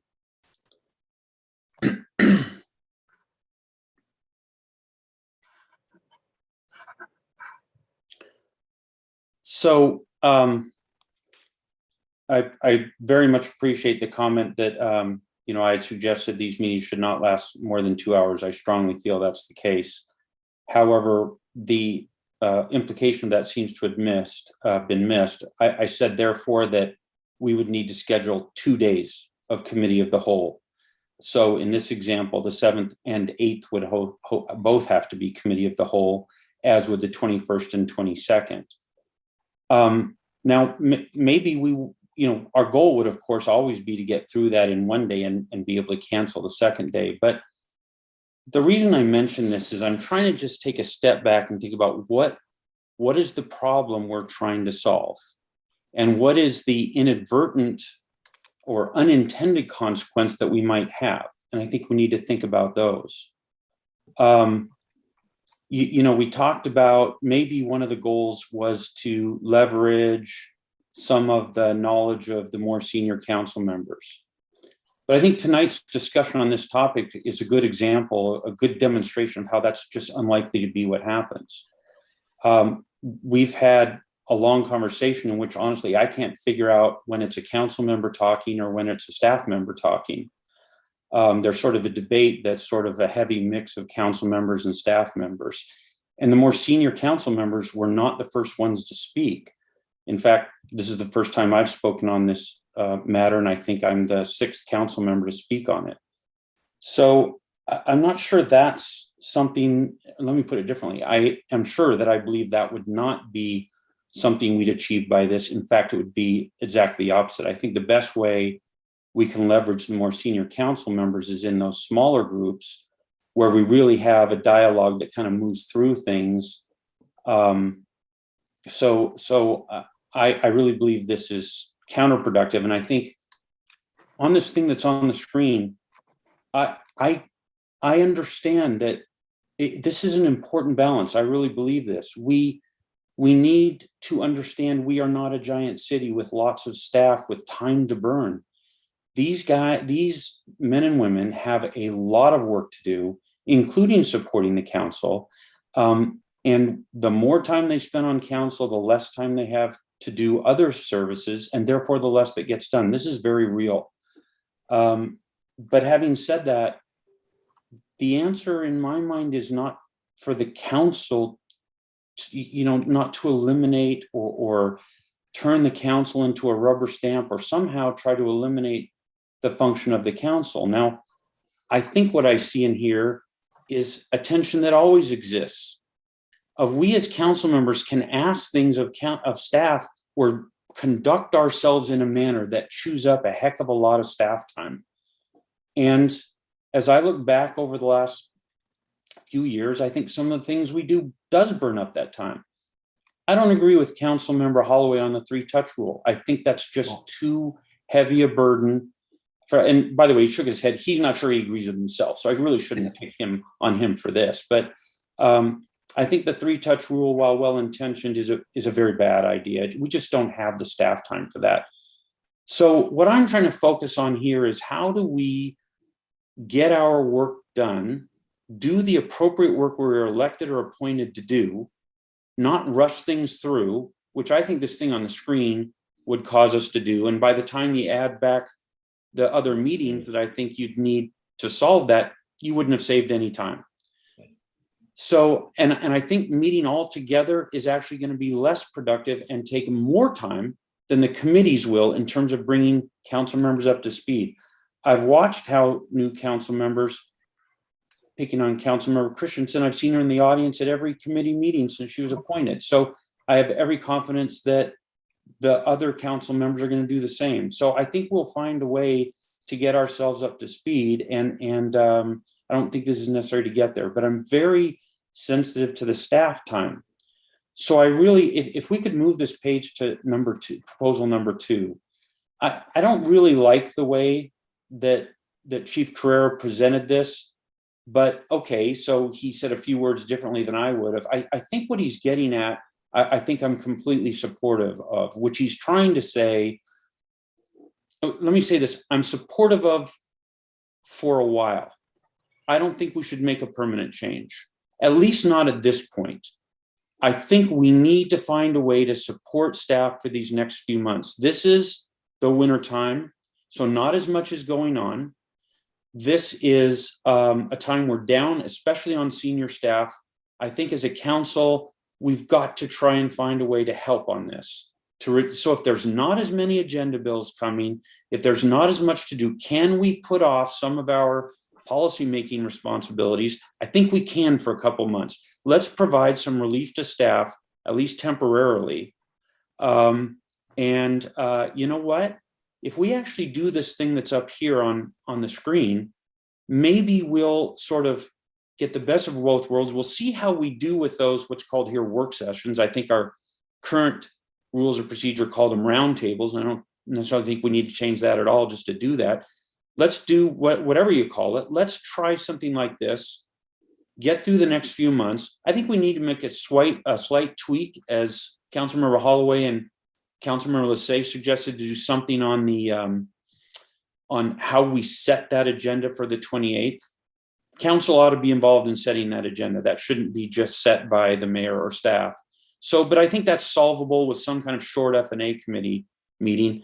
And you heard the city attorney say, hey, we can do warrant approval once a month and we're in compliance with the law. I think that we can do that. So I know I've talked for a long time, but I really wanted to share my view and my reasoning, which is I really I want to find a way to help staff. I believe actually that that's on the screen is the most useful for council members. And I think let's just do a slight tweak to solve the mechanical problems with the 28th. But let's try and do this and provide some relief to staff while we can, and then see how we like it. Reconsider in March. Thank you, Mayor Pro Tem Mayhew. Councilmember Christensen. I was just going to say briefly, and a number of the concerns that I had have already been addressed. But I personally would be much more in favor of option 2 or option 3. I'll leave it at that for now, because again, a lot of the points have already been made. Attorney Sturbank. Thank you, Madam Mayor. Just to clarify, I wasn't trying to suggest that the council could do warrant review only once per month. I think that would be challenging given the schedule that I understand finance staff utilize for paying bills and payroll. What I was trying to suggest was that warrant review doesn't necessarily require F&A to be involved in a predicate step of review. The council could adjust the rules that govern warrant review that currently call for F&A committee to do that and allow for a different process on that off week if, for example, council were interested in proposal number 2. That's all I was trying to suggest. Community Development Director Rogers. Thank you, Mayor. I just wanted to put the thought out there for the council, or 2 thoughts really. One is that when we were looking at this as staff, we were looking at it, as Chief Carrera described, that we faced some near-term challenges with staffing, but we're also looking at attempting to think, well, how does the council conduct its business in a general sense? Certainly, this council has operated, excuse me, with this committee structure for a number of years. Just because the council has operated that way does not mean that is the only way the council could operate. And so part of this was exploring what other ways are there the council could potentially operate. And you're seeing some of the outcome of that. We're not trying to suggest that one way is better than another. It's all shades of gray in that regard. And so I wanted to leave that food for thought for the council. The other one is as regards to setting council agendas, under this proposal, number 2, you see on the screen in front of you, and one approach the council could consider is having the Finance and Administration Committee at their first meeting of the month there set the agenda for both council meetings for the month, because you're going to have some things that are ready for action the following week, and you're going to have some things that are going to require additional work on staff's part to get them ready for action that could be set for that second meeting, or things you want to send to the work session. So the things that are requiring F&A to set the council agenda the prior week at the moment is past procedure and the current council rules procedure as adopted. Those things can change. I'm not saying they should change, but they can. So I'd like to leave you with that. Thank you very much, Mayor. And I would point out that by reducing 4 council committees, if you look at the total, that's actually about 30% of the meetings, which would be about 30% of staff time, et cetera. So that would really help our staff out for the next quarter. Let's do round robin. Councilmember Benson, did you have any comments? Yeah, sorry, am I muted? I can't see my picture. I can't see my face. Oh, there I am. We can hear you. Yeah, I'm really concerned about the idea of overtaxing the staff, especially as shorthanded as we are. So if there is a proposal, and it sounds like 2 is the one that could potentially have some people behind it that could help reduce their redundant work, then I would be in favor of that, because as short-staffed as we are, I'd hate to burn out the staff that we've still got. Thank you. Councilor Holloway? So one, I believe we can accomplish the intent of proposal number 2 while maintaining current council rules and procedures, which is proposal 3. And we can cancel committee meetings with 24-hour notice, and we have in the past and do in the past. So I don't really think there's a proposal 2 here, guys. I think there's a proposal 3 here with if we can cancel some committee meetings, let's do it. Okay. To your point, Bob, I would have a real hard time going to once a month or to just the chair of the finance committee approving warrants. If you remember the last council, I believe there were parts of that council who wanted warrants reviewed by their children. So no, I got a hard time going there. And plus, if we take in Jim's thing of it's not a council committee once every other week, it's actually 2. Any of the time savings you talked about, staff are washed out. Okay, so I'm not going for 2. I'm going for 3 with the option of making 3 look like 2 in the interim by canceling committees. F&A probably still needs to go on. This is the council meeting, so the council's F&A should set the committee meetings. 2 points on that. I don't know about you guys, but at the beginning of the month, I very seldom know exactly what I will accomplish by the end of the month. So having the expectation that one meeting up front can set the agenda for the next 2 doesn't jive with our practice of sometimes doing pop-up agenda items. The other thing is looking ahead. We are at the end of a biennial budget. We're going to get deep into budget discussions. And I will advise you, in the past, under option 3, we ran out of time in the past doing our due diligence on the budget and making sure we understand it. So reducing ahead of a biennial budget review, I strongly advise against it. I'm done. I've done enough win today. So again, we were talking about this as the first quarter. I'm not sure that we'll get into the budget preparation during the first quarter. And there's additional administrative time to figure out if we need to have the council committees or if we need to cancel it, and then you need to contact the chair and talk with the chair. So there's additional work that goes on than just canceling a committee. And so, it seems like there's quite a few people on board for proposal 2. I'm hoping that we can do that for the first quarter. All I'm suggesting, Chair, is that tier 2 doesn't require revision of a council rules and procedures, although the rules and procedures dictate what we're showing here as option 3. You can execute option 2 by canceling committees, and if we need to do a special F&A committee of the whole, things like that, without revising council rules and procedures. We just do it in flow without having to do the bureaucracy of making the massive change. I said I was done winding. I'm sorry. Okay, so I'm counting 5 that were fine with proposal 2. Do we want to make a motion? Mayor, I thought you were doing Or what's the round next step? robin. I thought we were doing a round robin. Point of order, sorry.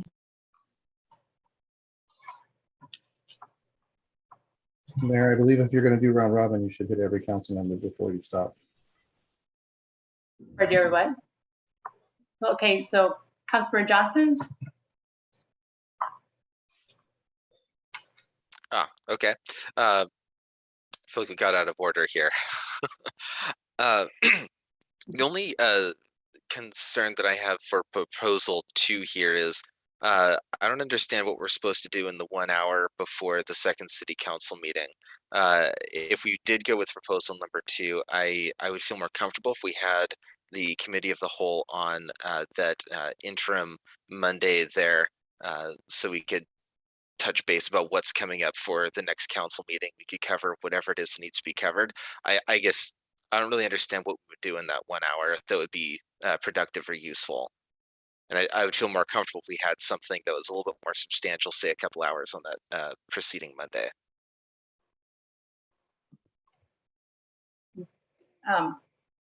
Interim City Administrator Carrera? Yeah, sure. To Councilmember Johnson's point, yeah, I was interpreting the way the proposals were written here and what everybody has been talking about moving that work session out the week before would allow for, I think, better flow of these items to allow them to be put on that work session, presented, discussed, and then sent to the next council meeting as well.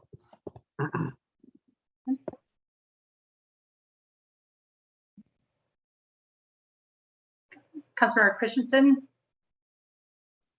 So just to clarify then, for this work session that you're envisioning happening either on the hour before city council or the week before, would that then just result in all of public's, like the public safety folks, public works, F&A, would all the city representatives still be going to this work session, and would everyone just have to stay? Because I don't necessarily see the reduction in time then if just everybody in the city is going to the same one meeting. I also have concerns about being able to have the productive conversation with that many kind of cooks in the kitchen.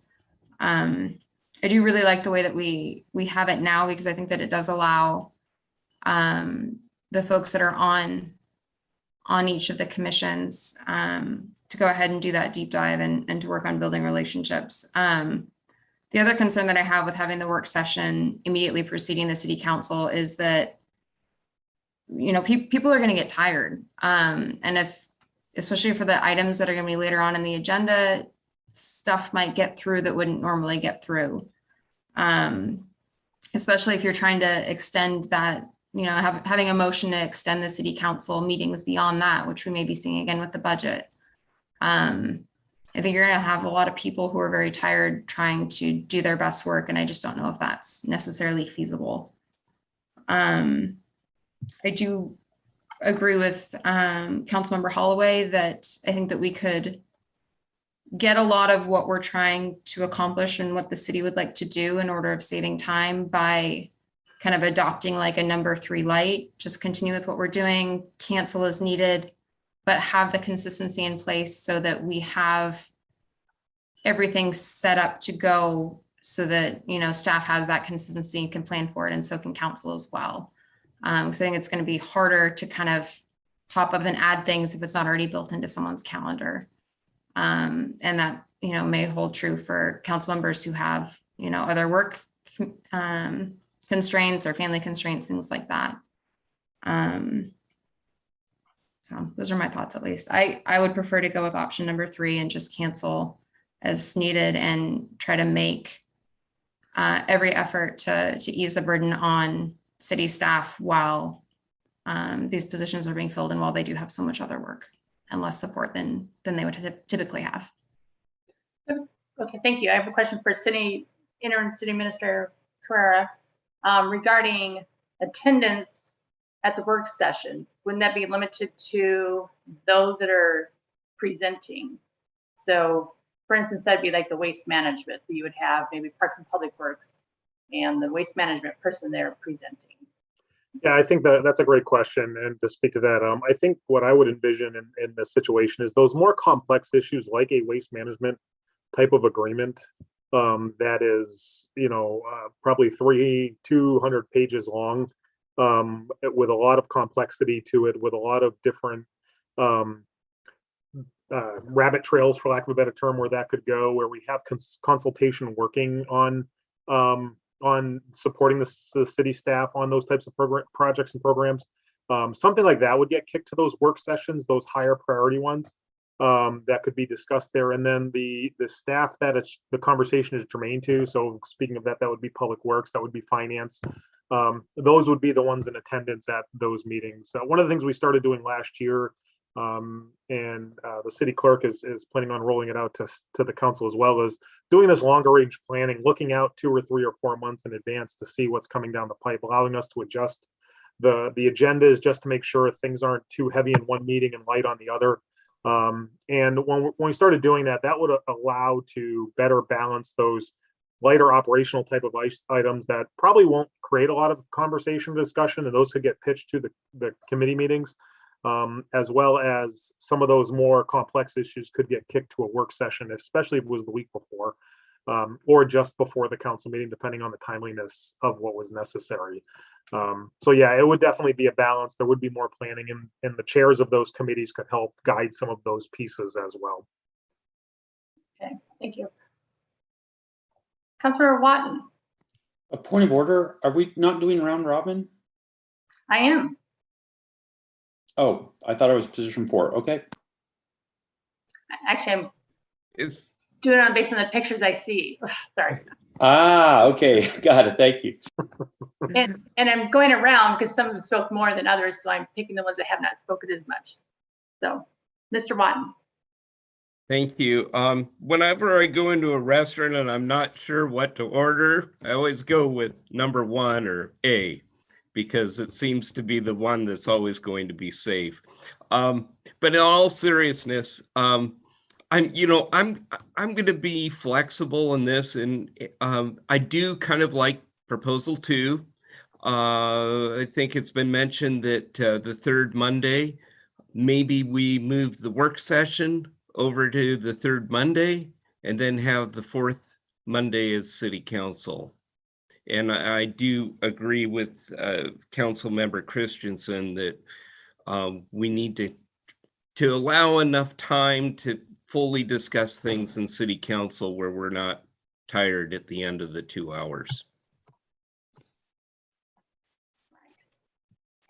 Thank you. City Attorney Sturbank. Thank you, Madam Mayor. Just to circle back to the question about, well, if you have meetings, don't staff have to attend all of those, and isn't that going to burn up a lot of time? I just want to refer council to the existing rules of procedure 7.1 and 7.3, which on their face seem to require department heads to make their position known to every matter on affecting their department referred to a committee, and also to attend all regular, special, and emergency council meetings unless excused by the mayor. So I think that the attendance load is currently driven in large part by the structure of the existing rules. Or at the very least, council may wish to revisit those rules if it's going to take action addressing the workload issues that have been the subject of the presentation. Councilor Mayhew. Thanks. So so you've all heard me say this before.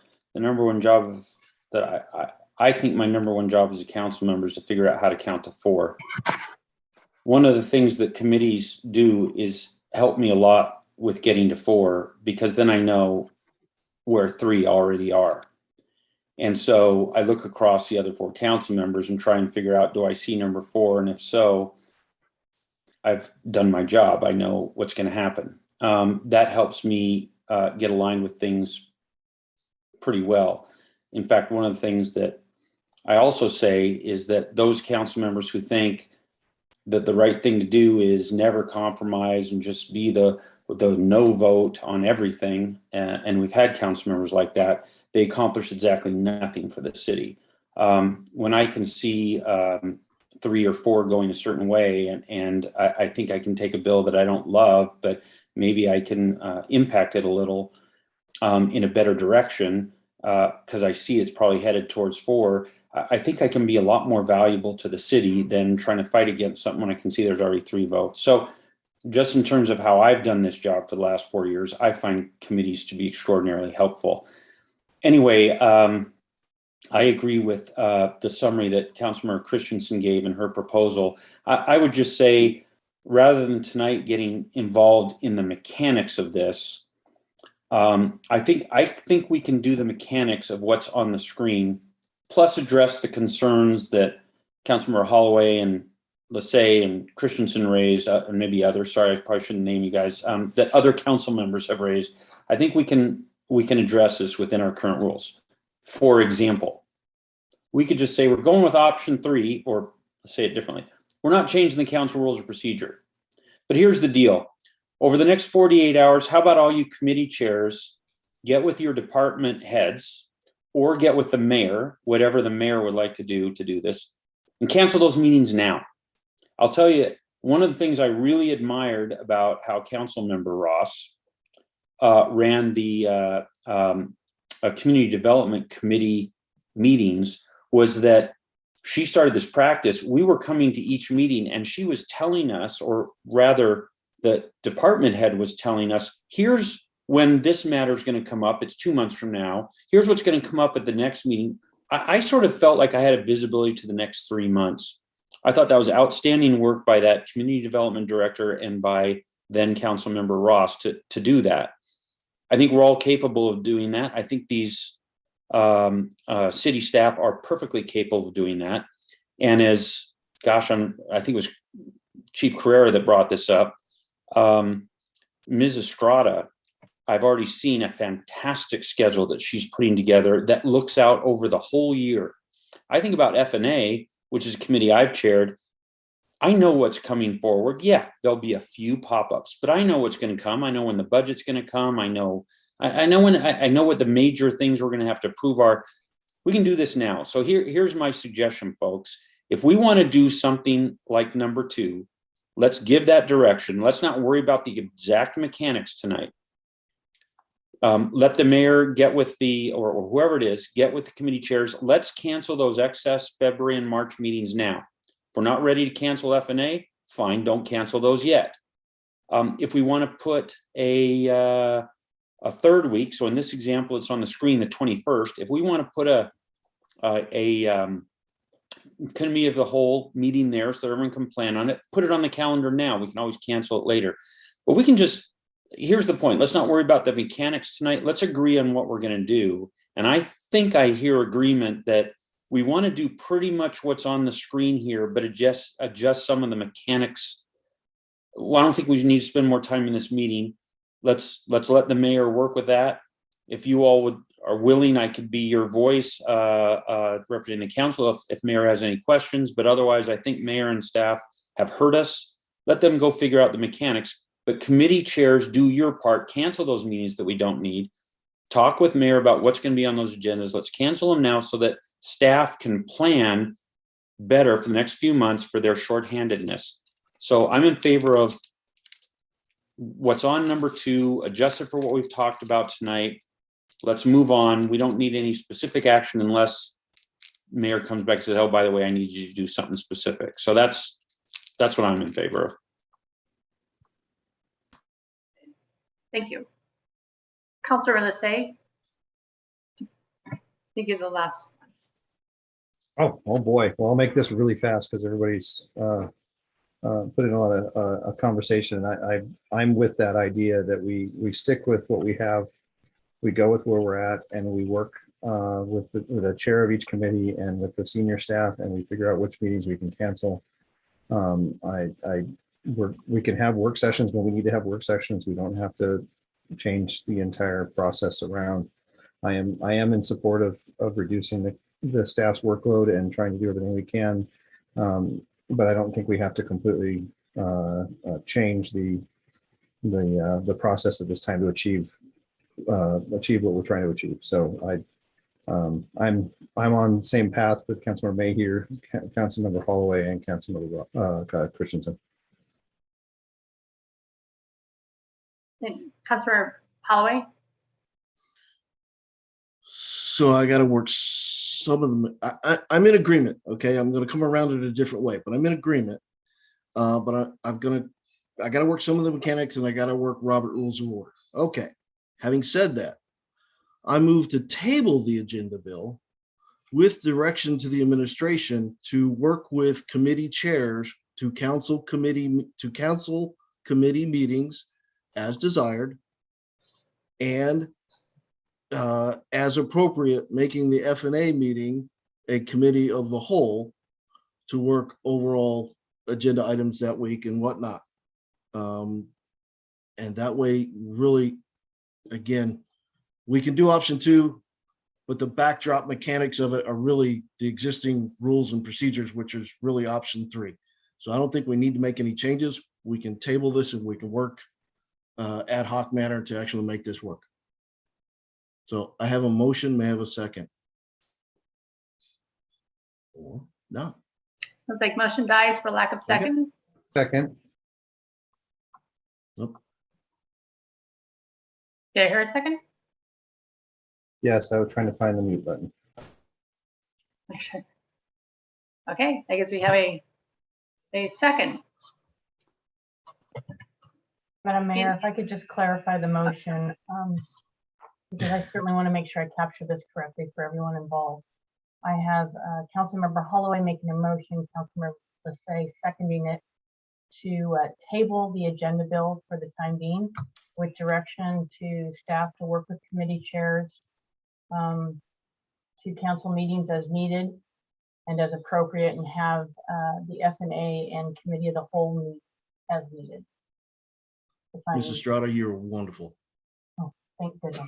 To catch that from my gibberish, you're wonderful. The table agenda bills and have the staff work with community chairs and F&A and committee of the whole. Sorry. To work with committee chairs to council committees and to, where needed, make F&A committee of the whole to really do that second work session of the month we were talking about. I don't need to find a special time. I already got F&A, and F&A needs to happen. So combine the two, F&A and work session. Councilmember Mayhew, Mayor Pro Tem Mayhew.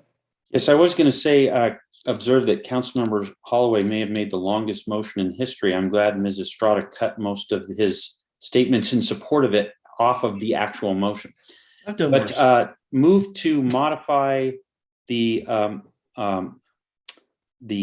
motion that's on the floor to, instead of tabling the matter, which would be till later in this very same meeting, to instead postpone consideration of the matter till the next council meeting, just to change the word table to postpone till the next council meeting. Second. So it's been motioned and by Mayor Pro Tem Mayhew and seconded by Councilmember Christensen to postpone to the next council meeting. Any further discussion on that? Chair. Councilmember Holloway? Table doesn't necessitate next meeting. You can table indefinitely, and that was my intent. I don't think we need to discuss anymore. We need to go do. That was the intent of my motion, Mr. Mayhew, Councilmember Mayhew. City Attorney Sturbank? As I understood the motion to amend or to modify, the motion to amend and modify converted the motion to table indefinitely into a motion to postpone to a time certain, that being the next meeting. Maybe that wasn't the Mayor Pro Tem's intent, but that's what I thought I heard. And that just changes in part the debatability of the, I should back up. If it is a postponement indefinitely, it's not amendable. Point of information. Which point? It's my understanding that table is understood under Robert's Rules of Order to mean postpone till later in the same meeting, not to postpone indefinitely. So my point of information is, could we just get clarity on the actual meaning of table so that I can understand the motion that was made? I think the Mayor Pro Tem is correct. I'm uncertain as to the intention of the original motion then, whether it was tabled till later this meeting or postponed indefinitely. The intent of my motion was merely to use the right wording to achieve what I thought the underlying motion was trying to do. The table means that it's not debatable and it's not amendable. Correct. So we have to vote on the original and it can't amend it. So basically it was a table indefinitely. So. And could be brought up at any time, at next meeting or whenever you want to bring it off table. You can reintroduce. Well, we have a motion to table, which could be indefinitely, the agenda bill, the motion that City Clerk Estrada stated.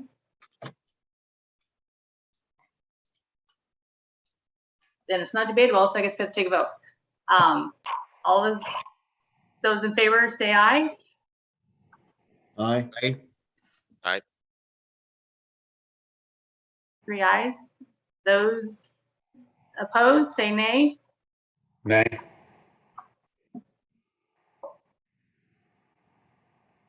Okay, I think we need a roll call vote. I haven't heard everyone. Chair, can we just do show of hands? If we all put our hands down and then put our hands up for aye and hands up for nay? We can do that. So all in favor, aye.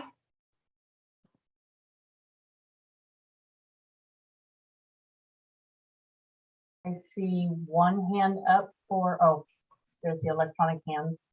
So we have Lissay, Holloway, Christensen, and Johnson.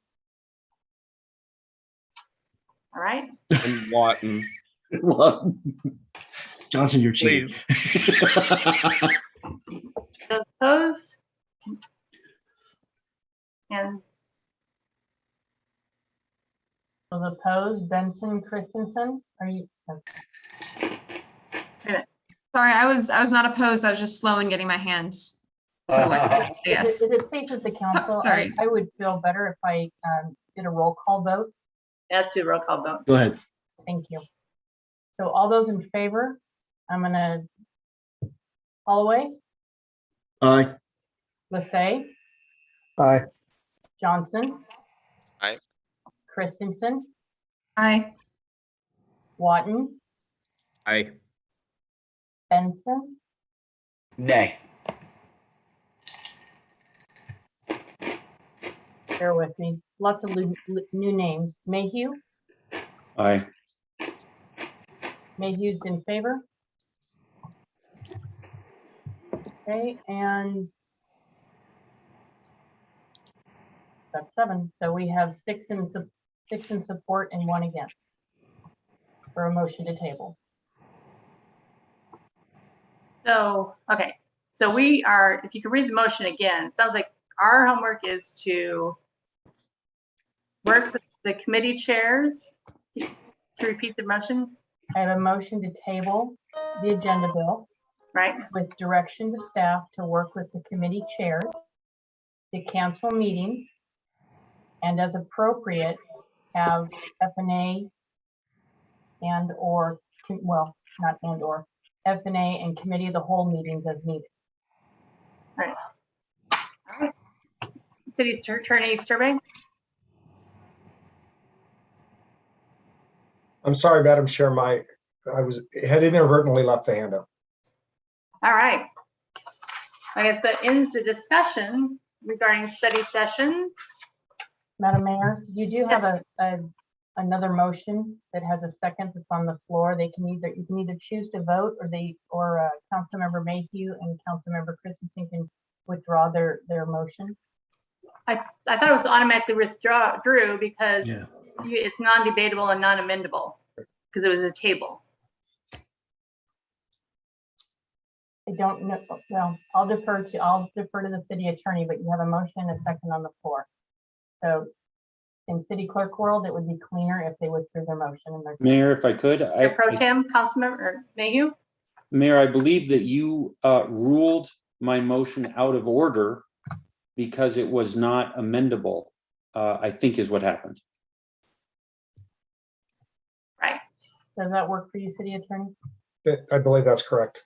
Thank you. That's the effect. All right. Okay. So this is the end of our agenda. The next regular meeting of the City Council is January 24th, 2022. There being no further business to come before council, I will entertain a motion to adjourn. So move. Second. Okay, so I think it was Councilor Watton and second by Councilor Holloway. All those approve, say aye. Aye. Aye. Aye. Those opposed, nay. Motion passes. The time is 8:19 and we are adjourned. Thank you and have a good night. Thank you. Hey, Jim, Yeah. I pulled out my book and a motion to table it. If a motion is not taken from table during the next session, the next regular session, or the next quarter is considered to have died. But at any time, you can make a motion to take from table for reconsideration. Thank you, sir. Point of order. I What? believe this meeting is over. Have a good evening. I said, hey, Jim, I was just taking advantage of the Zoom. Point taken. Good night, everyone.